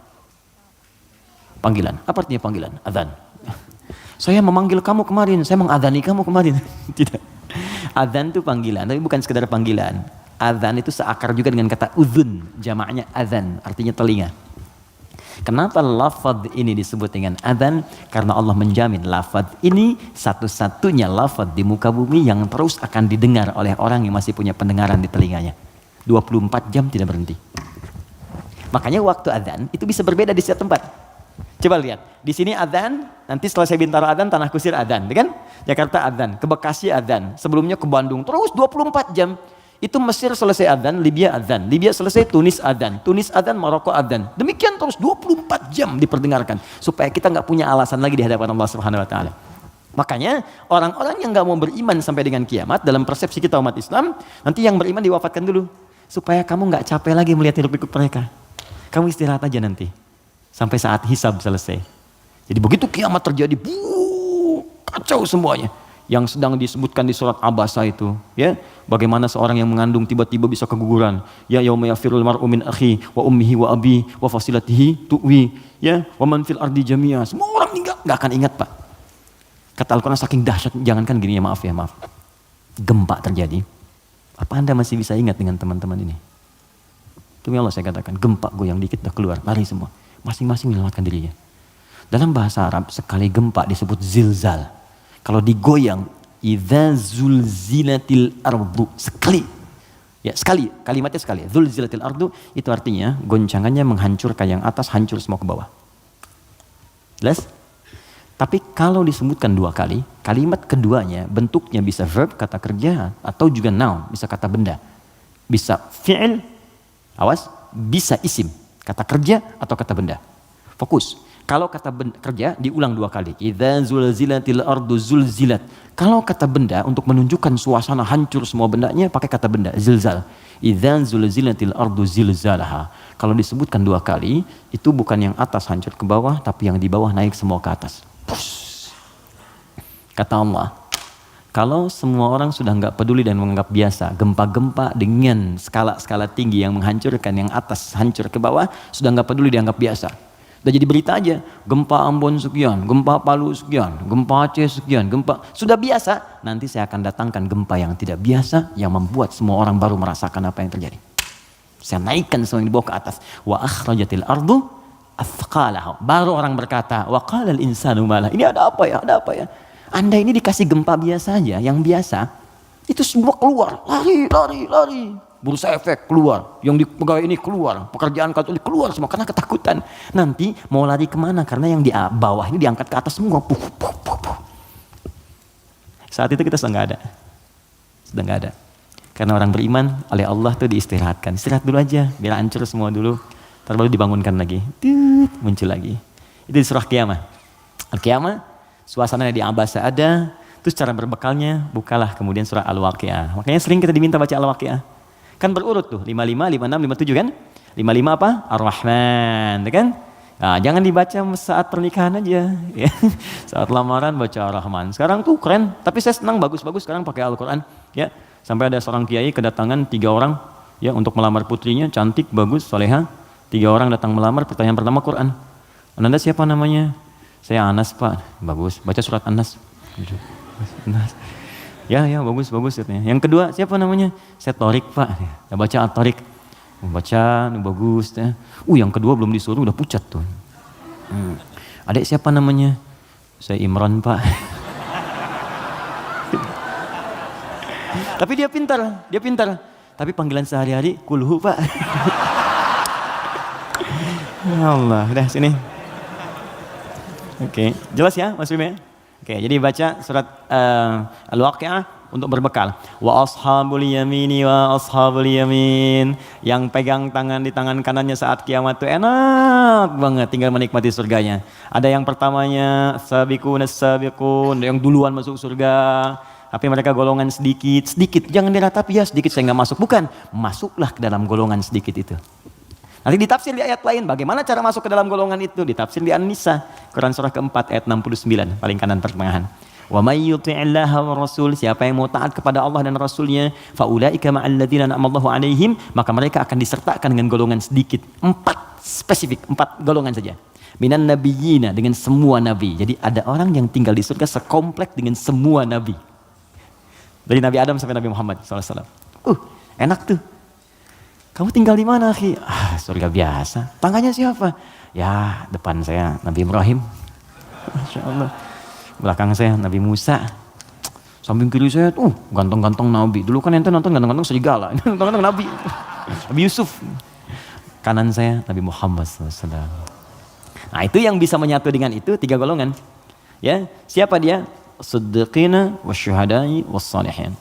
Siddiqin itu orang jujur. Yang dimaksud jujur di sini adalah jujur mempraktekkan bimbingan Quran dimanapun dia berada. Anda misalnya aktif di dewan, kata Quran jujur, praktekkan jujur, benar, jaga kebenaran, tawadhu, sabar, praktekkan semuanya. Sampai gak apa-apa, capek itu wajar. Capek itu emang dunia untuk capek. Dunia itu tidur aja capek. Sementara aja. Nanti kalau sudah selesai, tenang kita. Dunia ini capek, sedang tidur dibangunin capek. Nanti kalau sudah selesai, gak akan bisa dibangunin lagi. Benar? Memang tempatnya capek, baru tidur, bangun lagi. Ntar kalau udah tugas kita selesai, beres, tinggal nunggu aja akhirnya begitu selesai. Wah enak, gak akan bangun lagi. Kalau udah selesai, dibangunin juga percuma, gak akan bangun. Nah udah istirahat, waktunya tiba. Gak apa-apa, capek dulu aja. Ada waktunya kita tinggal menunun dan mendapatkan apa yang kita telah tenun selama ini. Tenun di dunia, dan panen saat kita kembali kepada Allah. Makanya orang-orang baik itu saat meninggal itu ditampakkan pahalanya. Sehingga ya betul. Nah, jadi saat mendapatkan itu, penampakan pahala, tenang dia, nyaman. Karena nyaman itu udah gak ingat meninggal. Karena nggak ingat itulah perasaannya tenang, seakan-akan tenang, nggak sadar, udah lepas ya rohnya. Itu ada di Quran di surah ke 89 ya, di 89 di ayat ke-27 sampai 30. Al-Fajr. Ya ayyatuhan nafsul mutmainnah, irji'i ila rabbika radiyatan mardiyah. Hei jiwa yang sedang tenang, tenang aja, tenang, ngelihat pahalanya. Banyak ya Allah, alhamdulillah. Lagi tenang-tenang begini tiba-tiba diambil ya nyawanya. Selesai. Irji'i ila rabbika radiyatan mardiyah. Cepat pulang ke sini kepada Rabbu. Aku ridho dengan amalmu, engkau pun akan ridho dengan pemberianku. Fadkhuli fi ibadi, engkau masuk dalam golongan hambaku terbatas. Wadkhuli jannati, aku siapkan surga untukmu dari sekarang. Semoga kita diberikan bagiannya insyaallah. Assalamualaikum Ustaz, Assalamualaikum warahmatullahi wabarakatuh. Bagaimana caranya untuk mempunyai self control yang baik? Saya merasa saya selalu mendapatkan apa yang saya mau, tapi ada satu kendala sehingga saya tidak bisa mendapatkan hal tersebut. Bagaimana supaya saya bisa mengendalikan ego saya? Baik, ada dua caranya. Pertama, Al-Quran menganjurkan untuk merenungkan setiap tindakan yang kita lakukan, akibatnya akan seperti apa. Merenungkan akibat dari sebuah tindakan disebut tadabbur namanya. Dari dabara, sesuatu yang di belakang, tadabbur. Jadi kalau mau berbuat, difikirkan dulu. Ya. Makanya ada kisas di Islam. Kisas itu diturunkan sebetulnya untuk merenungkan. Sebelum berbuat, rasakan hal yang sama saat Anda kemudian mendapati itu. Turunlah Quran surah kedua, Al-Baqarah, dari ayat 178 sampai kemudian ayat ke 182. Sebelum sampai kemudian di ayat 183-nya untuk puasa.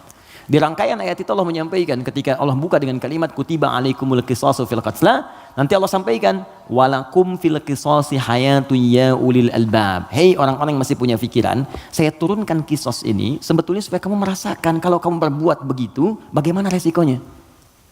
Makanya turun, cubit lagi. Kemudian pukul lagi. Kalau ada yang bunuh lagi. Jadi tahu resikonya supaya merasakan kalau punya akibat begitu bagaimana. Di pelajaran pentingnya bukan karena kisosnya, kata Allah itu bisa menjaga nilai kehidupan. Jadi kalau orang tahu kalau mencoba membunuh akan dibunuh lagi, dia akan membunuh. Gitu. Kalau orang tahu merasakan rasa sakitnya dicubit, dia akan nyubit. Karena itu kata Quran, bahasa paling damainya adalah pikirkan dulu sebelum berbuat. Apa akibatnya?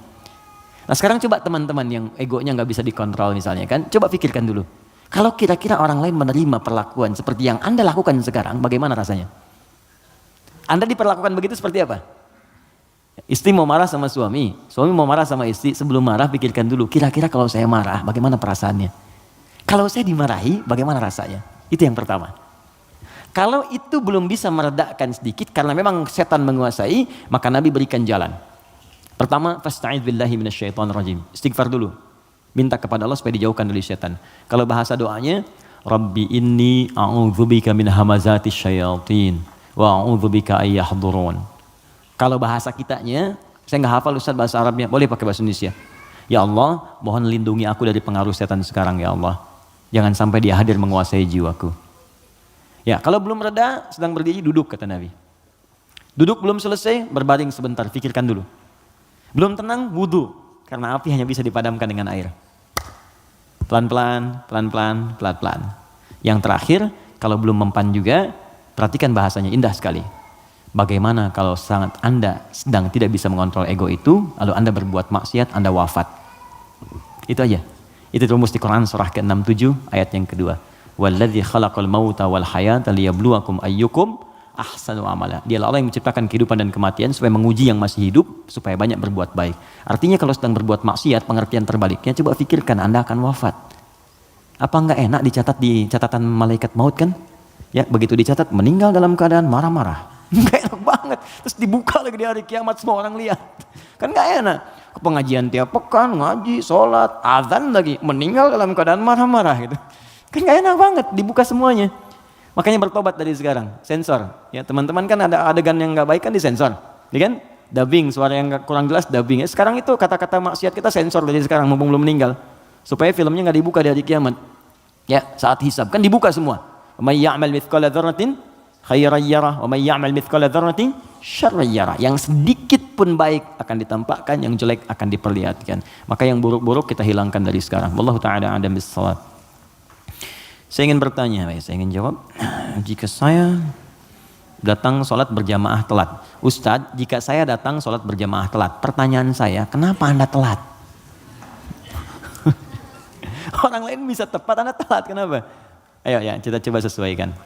Saat imam sudah mulai bacaan sholat, oke? 1, ada 3 pertanyaan. Bila imam akan segera ruku, apakah saya boleh baca doa iftitah dulu, lanjut Al-Fatihah? Gini, ruku itu saya pernah jelaskan, itu seakar dengan kata rakaat. Berasal dari kata ruku. Artinya kalau imam sudah mendapatkan ruku ya, Allahu Akbar ruku.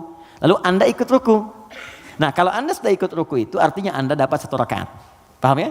Dapat 1 rakaat. Nah sekarang persoalannya adalah ketika imamnya masih berdiri, terus tahu akan ruku dari bacaan jahar kelihatannya. Ya, walam yakul lahu kufuwan ahad. Mau ruku nih, Anda datang takbir. Allahu Akbar. Apa yang harus saya lakukan Ustaz? Kalau masih sempat baca Al-Fatihah 3 ayat saja. Bismillah, Alhamdulillah, Ar-Rahmanir-Rahim. Langsung ke Al-Fatihah. Lewati iftitahnya. Langsung. Bismillahirrahmanirrahim. Alhamdulillah Rabbil Alamin. Ar-Rahmanir-Rahim. Langsung takbir lagi kemudian ruku. Ikuti imam. Itu sah. Kenapa? Karena ukuran surah dalam Al-Quran yang paling pendek itu 3 ayat. Al-Kautsar. Inna a'tainakal kautsar. Fasholli rabbika inna syani'aka huwal abtar. Mengambil ukuran terpendek. Jadi kalau kita bacakan 3 ayat di Al-Fatihah ini sudah cukup langsung ruku. Tapi kalau imamnya ruku, Anda datang, maka itu sudah selesai. Maka Anda langsung takbir, Allahu Akbar, langsung ruku. Contoh, boleh? Depan. Bismillah. Silahkan di sini menghadap ke sebelah sini saja ya, biar netral sedikit. Ke sebelah sana. Ruku, Mas Dimas, mohon izin. Ini ruku ya. Saat ruku ini, mohon izin, boleh?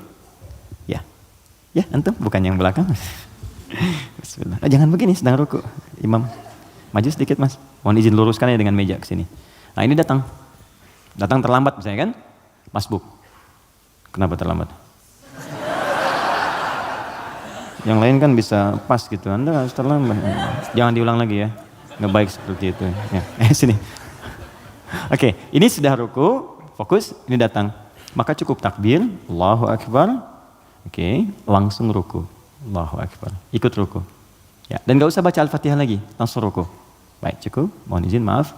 Nah, ini dalilnya ini hadis Nabi sallallahu alaihi wasallam, "Innama ju'ilal imamu liyutamma bihi." Sungguh imam dijadikan untuk diikuti, faqiraatul imam qiraatul ma'mum. Kalau Anda nggak bisa menjangkau bacaan imam karena imam sudah masuk ke rakaatnya berikutnya, ruku, maka bacaan imam sudah mewakili makmumnya.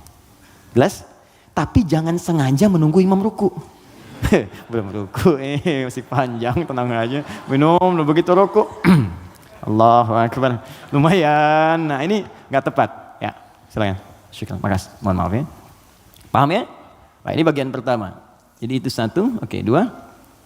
Atau saya langsung baca Al-Fatihah dan mengikuti imam ruku, sudah selesai saya jawab. Bila saya baca Al-Fatihah menyebabkan saya tertinggal ruku, apakah saya tidak usah membaca dan langsung mengikuti imam ruku? Bila seperti itu apakah saya harus menambah rakaat di akhir karena saya baca Al-Fatihah? Karena ada yang bilang kalau berjamaah Al-Fatihah ditanggung imam. Oke, saya sudah jelaskan semua ya. Ya, pertanyaannya sudah selesai, sudah saya jelaskan keseluruhannya. Ada yang lain? Baik. Assalamualaikum Ustaz, Waalaikumsalam warahmatullahi wabarakatuh. Ini belum saya baca. Jika kita berobat ke tempat semacam Pak Haji, mungkin Anda, bukan kita. Saya tidak ikut. Oke. Jika Anda berobat ke tempat semacam Pak Haji yang orang sebut, lalu Anda dikasih obatnya, air minum, yang doakan, apakah itu masuk syirik atau bagaimana Ustaz? Mohon pencerahannya Ustaz. Tergantung. Jika Anda minta doa, tabarruk dengan doa itu, wasilah, supaya mohon berdoa, didoakan kepada Allah. Anda bisa berdoa sendiri, minta. Ya, dan bisa saling mendoakan. Nabi kadang saling mendoakan dengan sahabat. Doakan. Bahkan Nabi minta dibacakan oleh Abdullah bin Mas'ud Al-Quran. Abdullah bin Mas'ud datang sini, coba bacakan surat ini. Kata Abdullah bin Mas'ud, ya Rasulullah, Anda kan yang Nabi, tapi saya ingin mendengar bacaanmu. Sesama sahabat saling mendoakan, biasa saling ketemu, doakan, itu biasa. Dan boleh, adabnya boleh. Anda ketemu ulama, minta doa. Dulu kami begitu, bertemu ulama, minta doa, Syekh, doakan kami. Sekarang agak beda, orang ketemu Ustaz, minta foto. Ketemu ulama, minta selfie deh. Lengkapilah dengan doa yang ditempatkan di hati, itu doanya. Ya, doanya minta doa kebaikan. Nah, boleh Anda silahkan kalau datang. Itu dalilnya diantaranya Quran surah ke-5 tadi, ayat 35. Ya ayyuhalladzina amanu taqullaha wabtaghu ilaihil wasilah. Hai orang-orang beriman, tingkatkan takwamu kepada Allah, cari wasilah untuk mendekat kepada Allah. Apa diantaranya? Kisah yang paling tepat untuk menjawab ini adalah tentang Al-Fatihah itu. Jadi ada seorang yang sakit tadi, ya, kepala suku di Arab, sakit kemudian zaman itu, lalu dia minta kepada para sahabat, ngutus ajudannya, ya, untuk bertanya, ada nggak yang bisa menyembuhkan? Kata sahabat, Allah yang sembuhkan. Datang didoakan dengan baca Al-Fatihah. Itu kan paling gampang. Ketika didoakan itu dengan baca Al-Fatihah, sembuh. Saat sembuh itu dikasihlah kemudian kambing beberapa ekor. Takut, dibawalah kepada Nabi. Ini indah sekali. Dilaporkan kepada Nabi karena takut kambing itu gratifikasi. Tuh, ini bagus sekali. Jadi takut nih, saya takut salah nih, dibawa ke Nabi. Nabi, tadi ada orang sakit. Terus minta bantuan, saya ingat ajaran Anda, baca Al-Fatihah, saya bacakan. Habis itu dikasih kambing begini. Nabi langsung senyum, ketawa, tabassama dhahikan. Gitu kan? Kurang lebih. Kata Nabi, tahu dari mana engkau Al-Fatihah bisa punya manfaat seperti itu? Maka kata Nabi, bagikan kambingnya, coba berikan aku bagiannya.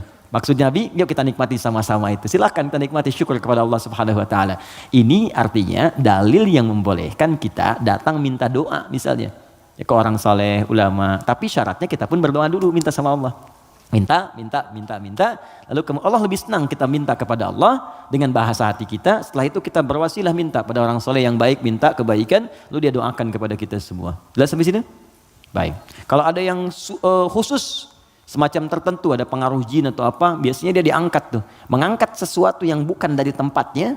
Ini bukan dari tempatnya, saya angkat, ini spidol, tempatnya bukan dalam gelas, lalu saya angkat. Jin tempatnya bukan di tubuh kita angkat. Bahasa Arabnya raka, ya, raka yarka, atau raka yaraki tarqiyatan wa ruqyatan, maka disebut ruqyah namanya. Terus ya, ada ruqyah. Ruqyah itu macam-macam, ada yang dengan bacaan saja, ada yang dengan air misalnya, air terus diminum, ya. Ada yang dulu ruqyah terkenal sekali, orang soleh, dia sakit, punya anak sakitnya lumpuh semua. Nah begitu lumpuh, ini orangnya baik sekali, kesolehannya nampak pada prasangka baiknya. Jadi semua yang datang prasangka baik aja. Malam-malam, Bu, bayangkan ada perampok datang tengah malam. Ini kisah ini sangat populer sekali. Perampok serombongan datang ke rumahnya. Karena prasangka baik ini dikira mujahid fisabilillah mampir. Dulu kan bukan kayak kita sekarang kan, rombongan mujahid dengan ini kan nggak kelihatan tuh. Malam-malam datang dikira mujahid. Begitu dibuka pintu, oh ahlan wa sahlan mujahid, masya Allah, silakan masuk. Bayangkan perampok disuruh masuk. Disebut mujahid fisabilillah, datang. Akhirnya apa yang terjadi? Silahkan, duduk dulu, istirahat dulu, mandi dulu. Dimintalah berwudu semua. Tolong para mujahid silakan berwudu dulu. Ya, wudu supaya apa? Salah satunya, ternyata di bawah keran itu dia simpan bejana untuk menampung air wudu mereka. Ini kisah nyata, benar terjadi. Jadi bukan rekaan, di kisah nyata sampai riwayat kepada kita dan valid riwayatnya. Jadi orang-orang salaf dulu. Di begitu air wudunya tumpah ke situ, dan dia melihat orang-orang perampok tadi, kok ada anak ini nggak bangun. Ya kata mereka ke bapak tadi, ini siapa? Ini anak saya, dia kena lumpuh katanya. Oh gitu, udah duduk, dijamu dengan makan semua. Udah rapi, suruh wudu, makan, pulanglah mereka. Nah, begitu pulang, ini yang menarik. Beberapa pekan kemudian datang lagi. Dibuka lagi mujahid, katanya masya Allah. Yang buka siapa? Yang buka anak yang lumpuh tadi. Buka langsung, kaget loh. Kemarin kan lumpuh dia, sekarang bisa buka katanya kan. Lalu bapaknya keluar nyambut lagi, mujahid, masya Allah. Kami mereka berkahan dari jihad anda, anda bayangkan. Karena positive thinkingnya. Bertanya, ini kenapa bisa sembuh? Air wudu, masih ingat gak air wudu yang pernah engkau pakai itu dalam wudu itu? Saya mandikan kepada anak saya, dengan izin Allah sembuh dia. Perhatikan ketika seorang berprasangka baik kepada Allah Subhanahu wa taala akan berubah segalanya. Lalu perampok tadi kemudian terjatuh semuanya, nangis tersungkur, sujud di hadapan Allah Subhanahu wa taala. Nangis tobat di situ. Sebetulnya kami bukan mujahid, kami perampok katanya. Dan sebagainya. Tobat. Jadi bayangkan hanya dengan wasilah anak yang lumpuh dalam keadaan tadi dia menjadi mulia seluruhnya. Ya. Tapi ingat Syekh Hashim Muhammad Hashim bin Asy'ari Hadratus Syekh, pendiri Nahdlatul Ulama. Beliau mendirikan NU tanggal 31 Januari ya 1926. Itu beliau dirikan NU, punya kitab 19 kitab. Di kitab kedua namanya Risalah Ahlus Sunnah wal Jamaah. Di halaman yang ke-12 paling kiri sebelah bawah. Ya, itu beliau sampaikan begini. Hati-hati. Wa minhum al-abahiyuna, hati-hati ada aliran yang menyimpang. di tanah Jawa. Itu diungkapkan di tahun 1333 Hijrah. Sekarang 1431. Sudah berapa tahun? Ya kurang lebih 100 tahun lah ya. Kurang lebih 100 tahun. Kata beliau, ada aliran Abahyun. Siapa itu? Tokohnya itu ahli zikir. Zikir. Tapi cara zikirnya melahirkan kesimpulan yang menyimpang. Apa kesimpulannya? Kalau sudah dekat dengan Allah, fala yantabiqu alaina al-amru wan nahyu. Karena sudah merasa dekat dengan Allah dengan zikirnya, maka sudah tidak berlaku lagi perintah dan larangan. Di sholat sudah nggak berlaku lagi karena sholat itu masih latihan. Kalau zikir sudah dekat dengan Allah, nggak usah sholat lagi. Maka kalau Anda menemukan yang seperti ini, kata beliau, jauhi, karena itu mengajak pada kesesatan. Anda datang tiba-tiba, ya mungkin panggilannya kiai gitu kan, ya pakai jubah lebih lebar daripada Batman, kadang-kadang kan tertukar lah sekarang atribut kiai dengan dukun itu disama-samain, ini susah gitu kan, pakai datang Anda konsultasi, nanya, Anda nggak tahu, karena nggak tahu itu, tiba-tiba waktu zuhur tiba, Allahu Akbar, Anda tanya, Pak Yai kok nggak sholat dulu kita? Adek ini, kalau Pak Yai fisiknya di sini, rohnya sedang sholat. Kalau yang seperti itu tandanya dukun, tinggalkan, jauhi. Ya, kata beliau disebut sesat, kata beliau ya. Ada kawan kami titip pertanyaan, baik titipkan jawaban kepada beliau. Dulu dia pencaharian utamanya jadi bandar judi. 2 tahun lalu dia tobat, alhamdulillah mau hijrah. Dia membuat bisnis kain yang bidangnya halal, sembako. Tapi sumber modalnya masih dari sumber judi. Waduh. Ya. Pertanyaan, apakah bisnis sembako tersebut otomatis haram juga? Jika ya, bagaimana cara membersihkannya? Sedangkan itu mata pencarian dia satu-satunya. Quran surah ke-51 ayat 22. Paling kanan pertengahan. Wa fis samaa'i rizqukum wa ma tu'adun. Hei seluruh manusia, sebelum engkau lahir, rezeki kamu telah aku tetapkan di langit dan aku janjikan akan diberikan. Kaidah pertama. Dikata Allah, rezeki kita itu sudah teratur, nggak akan tertukar. Nggak akan tertukar. Ada putri yang tertukar, ada menteri yang ditukar, tidak ada rezeki yang tertukar. Rezeki nggak ada yang tertukar. Jadi ini pun memberikan pesan kepada kita, jangan pernah mencuri. Jangan pernah mencuri karena buang-buang energi. Ya mohon maaf, nggak akan pernah rezeki kita diambil orang, pasti balik. Pasti balik. Hanya ada rezeki orang dititipkan pada kita, itu ada. Ada. Ini rezeki saya bukan minuman ini? Bukan. Rezeki saya itu kalau sudah masuk ke dalam kerongkongan saya. Mungkin ini rezeki orang, cuman di atas namakan saya saat ini ada di sini. Kalau saya nggak minum, kan yang minum orang lain. Bisa Mas Dimas, bisa yang lain dan sebagainya, gitu kan? Oke, jadi yang pertama, jangan pernah kita berpikir untuk berbuat curang demi mendapatkan rezeki. Karena dengan yang baik pun akan dapat. Kalau Anda bisa mendapat dengan cara yang halal, kenapa mencari dengan cara yang haram? Paham ya? Makanya Allah batasi kita, jangan cari yang haram, rugi nanti kamu. Ya sudah, harus dikembalikan lagi kepada yang berhak. Setelah itu menderita juga. Coba bayangkan, bukankah kalau ada orang yang korupsi, ketahuan, ditangkap dia, dikembalikan lagi kemudian apa yang dia dapatkan? Karena TPPU, ya tindak pidana pencucian uang diambil semua kan? Itu saking sayangnya Allah, jangan menyebar rezeki yang haram, ambil semua, ambil semua, ambil semua. Bahkan yang telah diinvestasikan pun tarik lagi. Kenapa? Karena ini bersumber dari yang haram. Kalau yang haram berproses terus dipakai lagi kepada yang lain, maka haram akan menyebar keharamannya. Maka yang pertama, jangan takut kehilangan rezeki. Jangan takut, karena semua akan diberikan sesuai dengan janji Allah. Nah, bagaimana cara kita mendapatkannya? Turunlah Quran surah ke-2 Al-Baqarah ayat 168, paling kanan sebelah bawah. Ya ayyuhan nasu, hai semua manusia, kulu mimma fil ardi halalan thayyibah. Hai semua manusia, kalau ingin dapat rezeki maka kerja. Ayo cari makan. Allah cuma minta bergerak aja, kerja. Kalau ada keluar dari diri kita untuk bekerja, bergerak aja, rezeki turun. Silakan kreatif, sekarang banyak kreativitas. Ada yang dengan peluit, 2.000, makasih Pak. 5.000, makasih Om. 10.000, makasih Bos. Tuh, dia jadi bos Anda tuh. Itu aja, sehari dapat berapa gitu. Ya. Jadi kalau bergerak sedikit aja, bergerak tuh dapat. Tapi ingat kata Allah, halalan thayyibah. Ambil dengan cara yang halal.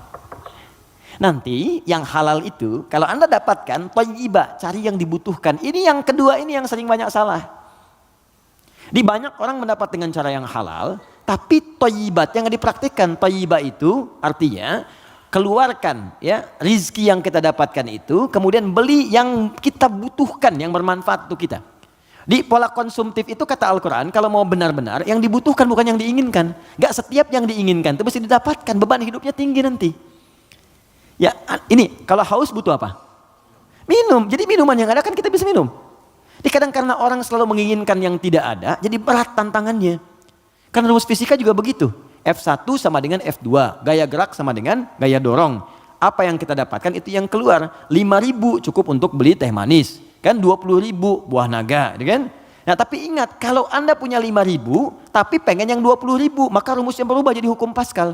F berbanding lurus dengan P. Gaya berbanding lurus dengan tekanan. Semakin banyak gaya, semakin tertekan hidupnya. Poinnya. Kalau gaya Anda begitu ya susah hidupnya.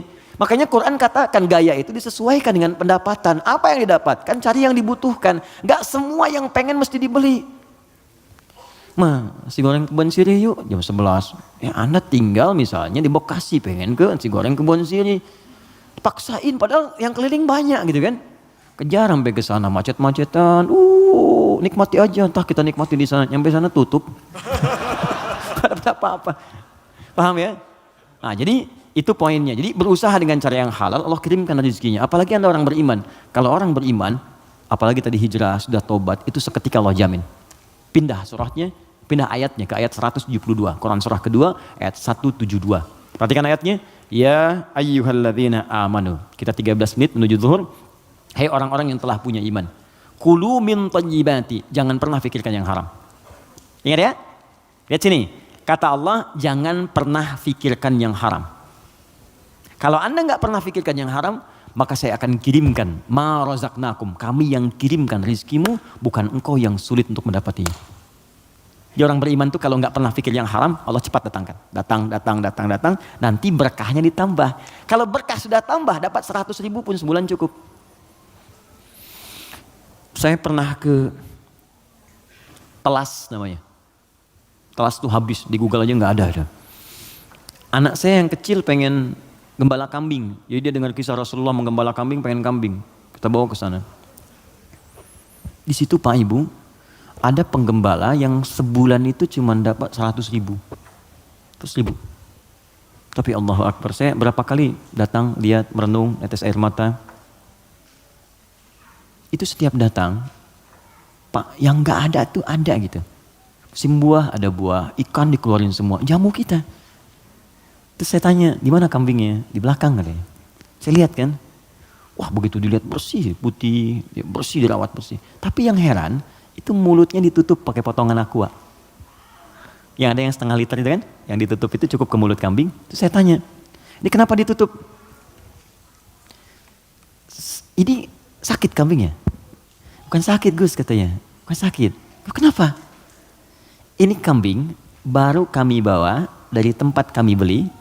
Kami tutup di sana mulut kambing itu dengan potongan aqua supaya di jalan dia tidak memakan yang bukan haknya. Itu saya berhenti dan keluar air mata saya. Saya bilang, saya mengajar hampir tiap waktu, kamu yang praktekkan. Banyak orang menambah surga tapi Anda yang paling layak. Saya tutup mulut kambing ini supaya nggak makan yang bukan haknya. Banyak orang hadir taklim menjaga lisannya begitu sulit. Dia jarang taklim, kambingnya pun ditutup mulutnya. Untuk tidak makan yang haram. Makanya rezekinya Allah kirimkan. Banyak 100.000 gitu. Gak pernah mengeluh ceria gini. Ada lagi orang penghafal Quran. Wah itu dahsyat itu juga. Jadi kalau Anda kunjungi, istrinya akan berkata, Alhamdulillah ya Allah Ustaz, Allah tuh baik sekali. Abi diberi rezeki banyak banget. Banyak tuh sebulan dapat 500.000. Banyak banget. Kalau Anda kunjungi itu ikan keluar, buah keluar. Apa kerja istrinya? Ngambil suluh di sawah, duduk, bikin, nyiapin ini. Tahu Anda? Istrinya hafal Quran 7 riwayat. Suaminya 30 juz. Anak-anaknya hafal Quran semua. Kalau kita membangun kedekatan dengan Allah tuh, yang lain kecil lah. Kecil. Bahkan saat harta itu datang tuh kita malah sibuk, gak pakai itu gitu. Dah, kasih. Saya tuh kalau belajar ulama kita dulu tuh, Masya Allah. Ya, kayak Haji Nur Ali tuh, di Bekasi ada jalan Kiai Nur Ali. Itu Pak, Ibu kalau taklim beliau ada amplop datang tuh kasih banyak tuh. Itu nggak banyak orang tahu. Malamnya dijajarkan begini. Santrinya dikumpulkan. Buka katanya, buka. ada yang 5.000, yang 1.000, 10.000 sebagainya. Itu nggak pernah diambil oleh beliau. Kata beliau, ini 10.000 tolong berikan ke madrasah sana. Yang 5.000 wanana yatim, yang 1.000 janda-janda sekitaran ini, santuni semua. Hidupnya berkah. Jangan takut, kalau Anda bisa mendapatkan yang baik, kenapa mesti berjudi? Nah, kalau Anda bisa berbuat yang halal, kenapa mencari yang haram? Kalau Anda bisa jadi orang soleh, kenapa berbuat salah? Tinggalkan yang buruk tadi. Nah, kalau pernah bertobat dan hijrah, alhamdulillah pertahankan tobat dan hijrah itu. Hijrah itu artinya meninggalkan total yang buruk-buruknya. Termasuk tadi hasil judinya, yang dipakai modal. Jangan dipakai modal. Sudah, keluarkan. Bagaimana cara mengeluarkannya? Cara mengeluarkannya adalah berikan kepada yang sosial yang umum sifatnya. Setelah itu Anda coba bekerja. Kalau memang nggak ada sama sekali, Anda bisa gunakan itu untuk sementara, untuk mendapatkan sesuatu yang lebih baik. Jadikan misalnya cari kerja untuk dapat kerja, itu boleh dalam keadaan darurat. Nanti setelah mendapatkan yang baik-baik, cukup itu ini keluarkan.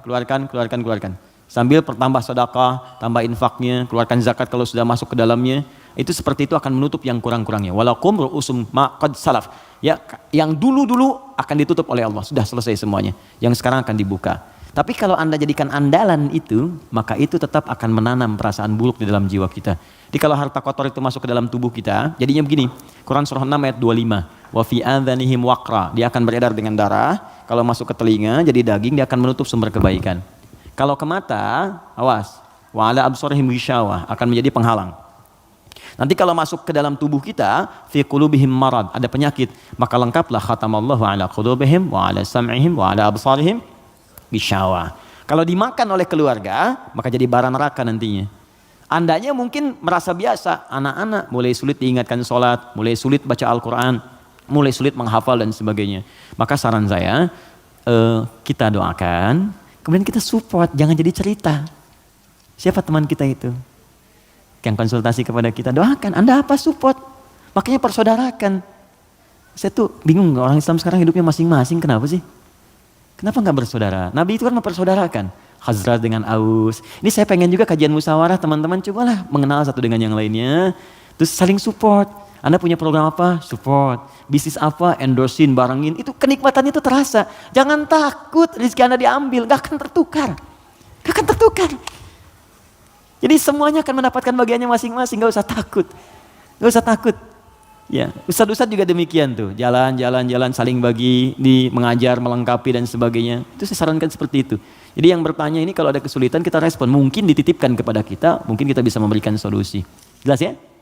Saya kira itu kita ada 7 menit saya kira, saya jawab yang terakhir ini, setelah itu kita berdoa dan siap-siap menunaikan salat berjamaah insyaallah. Bismillah, assalamualaikum warahmatullahi wabarakatuh. Assalamualaikum. Jazakallah khair atas kesempatannya. Allah semoga Allah muliakan Anda. Ketika saya masih tinggal di Oman, guru ustadz, anak saya yang laki-laki berasal dari Ghana, menerangkan bahwa iftitah itu bagian dari kunci dari salat yang akan dimulai. Maka menurut ustadz tersebut surat iftitah, okay, dibaca sebelum takbir. Beliau mazhab ibadi. Oh, pertanyaan apa yang harus dilakukan anak saya, teman-teman yang diajak salat berjamaah ketika ustadznya baca iftitah dahulu sebelum takbir? Tidak ya. Ibadi itu termasuk yang tidak diakui. Saya sudah pernah ke Oman dan saya tahu mazhab di sana apa saja. Ibadi ada, Sunni ada, Syiah juga ada. Di pertengahan yang punya Masjid Biru itu saya sudah pernah kunjungan ke sana. Jadi ibadi termasuk di antara paham yang tidak diakui. Ya, tidak diakui dalam sistem mazhab fikih dalam Islam kekinian yang mainstream. Ya, karena itu menurut saya kembalikan kepada yang Sunni yang sudah diajarkan kepada kita semua. Nah, sumbernya bukan karena ibadi, Sunni atau yang lain, sumbernya itu petunjuk dari Nabi. Hadisnya bagaimana? Ayatnya bagaimana? Buka Quran surah kedua Al-Baqarah ayat yang ke-43. Wa aqimus shalah, tunaikan oleh kalian salat. Bagaimana menunaikannya? Maka diikuti dengan mengikuti petunjuk Nabi. Maka turunlah Quran kemudian surah ke-3 ayat 31, paling kiri sebelah atas. Qul in kuntum tuhibbunallaha fattabi'uni. Kata Allah, kalau kalian cintai aku, ikuti bagaimana Nabi mengajarkan. Nah, seperti apa Nabi mengajarkan salat? Karena kalau nggak diajarkan, kita nggak bisa meniru. Maka buka hadis Muslim nomor hadis 397, buka Al-Bukhari nomor hadis 711. Dari kisah siapa? Sahabat Abu Hurairah. Siapa yang menunjukkan? Khalid bin Rafi' Az-Zuraiqi. Bagaimana bunyinya dari Nabi? Bunyinya kurang lebih begini. Ya, idza qumta ilas shalah, kalau kamu pengen sempurna salatnya, asbighul wudu, sempurnakan wudu. Wudu sempurna. Wudu dulu. Fastaqbilil qiblah, menghadap ke arah kiblat. Menghadap ke kiblat. Fakabbir, kemudian bertakbir. Setelah takbir diajarkan baca iftitah. Ada 9 jenis doanya. Ada yang pendek, ada. A'udzubillahi samil alim minasyaitonir rajim, ada. Ada misalnya yang gabungan, ada. Ada yang agak panjang. Allahumma ba'id baini wa baina khataayaya, ada. Ada yang Allahu akbar kabira, walhamdulillahi katsira, subhanallahi bukratan wa asila. Ini satu doa. Satu doa. Kalau Anda bacakan lagi, wajjahtu, itu dua doa digabungkan jadi satu. Ya. Ada 9 jenis doa iftitah itu, panjang sekali. Yang panjang, pendek. Kenapa ada pendek, menengah, panjang? Supaya sesuai kondisi. Jadi kalau kita sedang buru-buru di perjalanan, di airport misalnya, atau di stasiun, kita sedang menunggu misalnya kereta atau pesawat sedang tunggu, jangan yang panjang-panjang. Yang sedang aja yang pendek. Allahu akbar kabira, alhamdulillahi katsira, subhanallahi bukratan wa asila. Langsung Al-Fatihah, kan? Atau kita bacakan a'udzubillahi samil alim minasyaitonir rajim. Dah, langsung Al-Fatihah. Ya, pendek sekali. Pendek sekali. Ya, jadi begitu kita kemudian bacakan, masuklah Al-Fatihah. Tsumma qra' Fatihatul Kitab. Kemudian baca Al-Fatihah.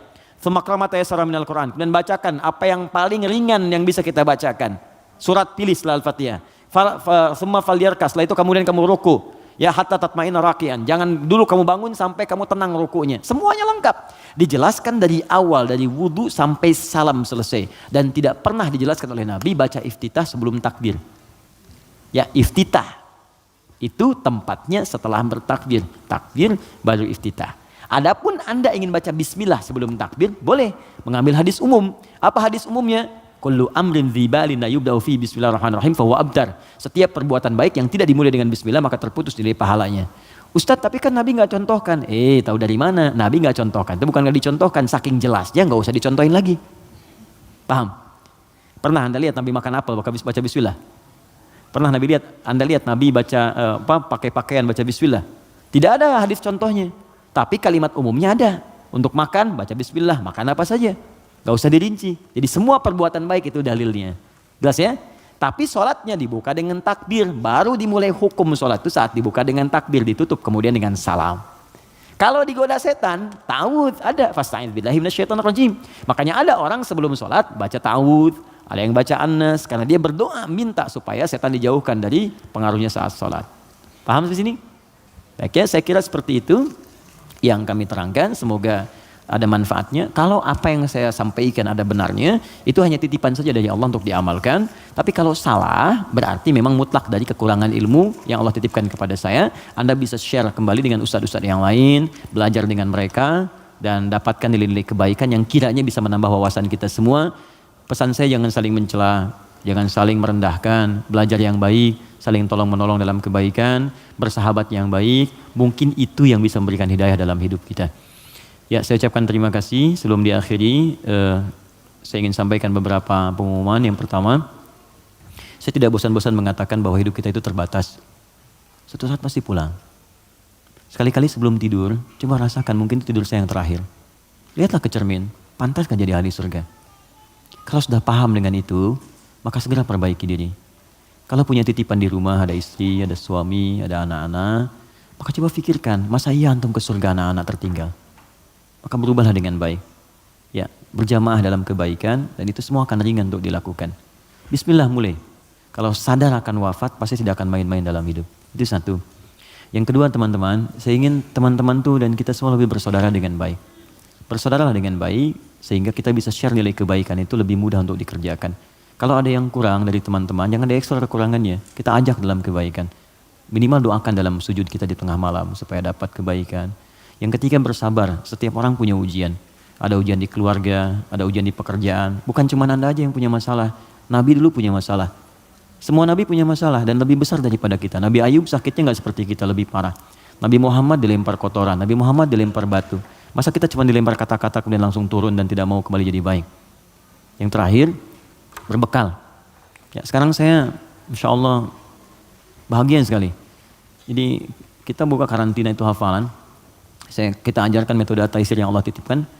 Itu senang sih lihat anak-anak, ada yang 9 tahun, 12 tahun, 17 tahun, sampai yang 46 tahun. Ada ikut menghafal Quran. Yang paling indah 24 hari hafal Quran 30 juz. 25 hari, ada yang 30 hari. Jadi begitu selesai, pada nangis tuh. Ya, nangis terus nelpon orang tuanya. Orang tuanya datang, nangis semua. Ada ya Allah, ya Allah. Itu luar biasa. Pokoknya kalau dapat sesuatu tuh, kalau kita punya amalan baru dan kita menuntaskannya, ada perasaan tuh indah dalam hati kita. Ayo coba mulai. Yang mau saya sampaikan, Orang lain sudah mulai, jadi kalau Anda nggak mulai, Anda tertinggal. Tertinggal. Ayo mulai. Anak-anak lihat sekolahnya di mana, ajarin sholatnya. Cari sekolah yang bagus, fisikanya, matematika, tapi sholatnya juga bagus. Qurannya bagus. Supaya ada pengaruhnya, ada ketenangan di hidup. Nih ya, Anda sedang capek, terus Anda pulang ke rumah, anak Anda yang 4 tahun, itu sedang baca Quran. Walaupun cuma Al-Ikhlas, itu tenang hati Anda. Ya, ayo mulai, dan semoga Allah muliakan kita semua. Apa yang bisa saya bantu, saya akan bantu semaksimal yang saya bisa lakukan. Ya, kalau saya sudah menyerahkan semuanya, Anda belum berubah juga, saya tidak tahu dengan cara apa lagi saya harus memberikan motivasi kepada Anda semua. Alhamdulillahirabbil alamin, ahmaduka hamdan syakirin, hamdan na'imin, hamdan yuwafi ni'amahu yukafi mazida. Ya Rabbana lakal hamdu wa lakal syukru kama yanbaghi li jalali wajhikal karim wa li 'azimi sultanik. Allahumma shalli wa sallim wa barik ala rasulikal karim nabiyyikal amin sayyidina Muhammadin wa ala alihi wa sahbihi ajma'in. Rabbana la tada' lana fi maqamina hadha wa fi kulli maqamin dhanban illa ghafartah. Ya Allah, mohon sayangi kami ya Allah tanpa kecuali. Jika ada pendosa seberat apapun dosanya, ya hadir di tempat ini atau jauh dari kami, maka mohon ya Allah dengan segala rahmat-Mu keikhlasan amalan mereka, mohon ya Allah ampuni seluruh dosa-dosa mereka. Wala hamman illa farajtah.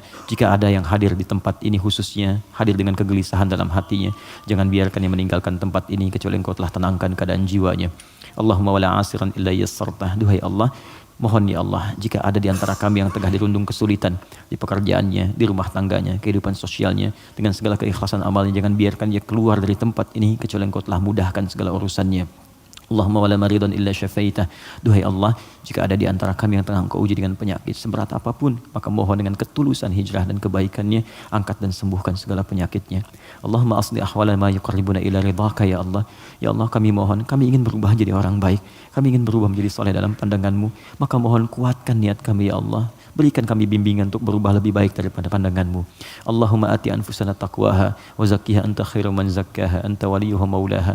Ya Allah, kami tidak menguasai jiwa kami tidak mampu mengendalikan diri kami, maka kami mohon kepada Engkau pemilik jiwa kami, bersihkan semua kotoran yang melekat pada jiwa kami. Jadikan bersih dan jernih ya Allah keadaan jiwa kami untuk memberikan respon positif dalam tindakan kami. Allahumma idza kana hadzal yaum ya Allah min baqiyati ayyamina faj'al baqiyata ayyamina ya Allah hayatan thayyibah.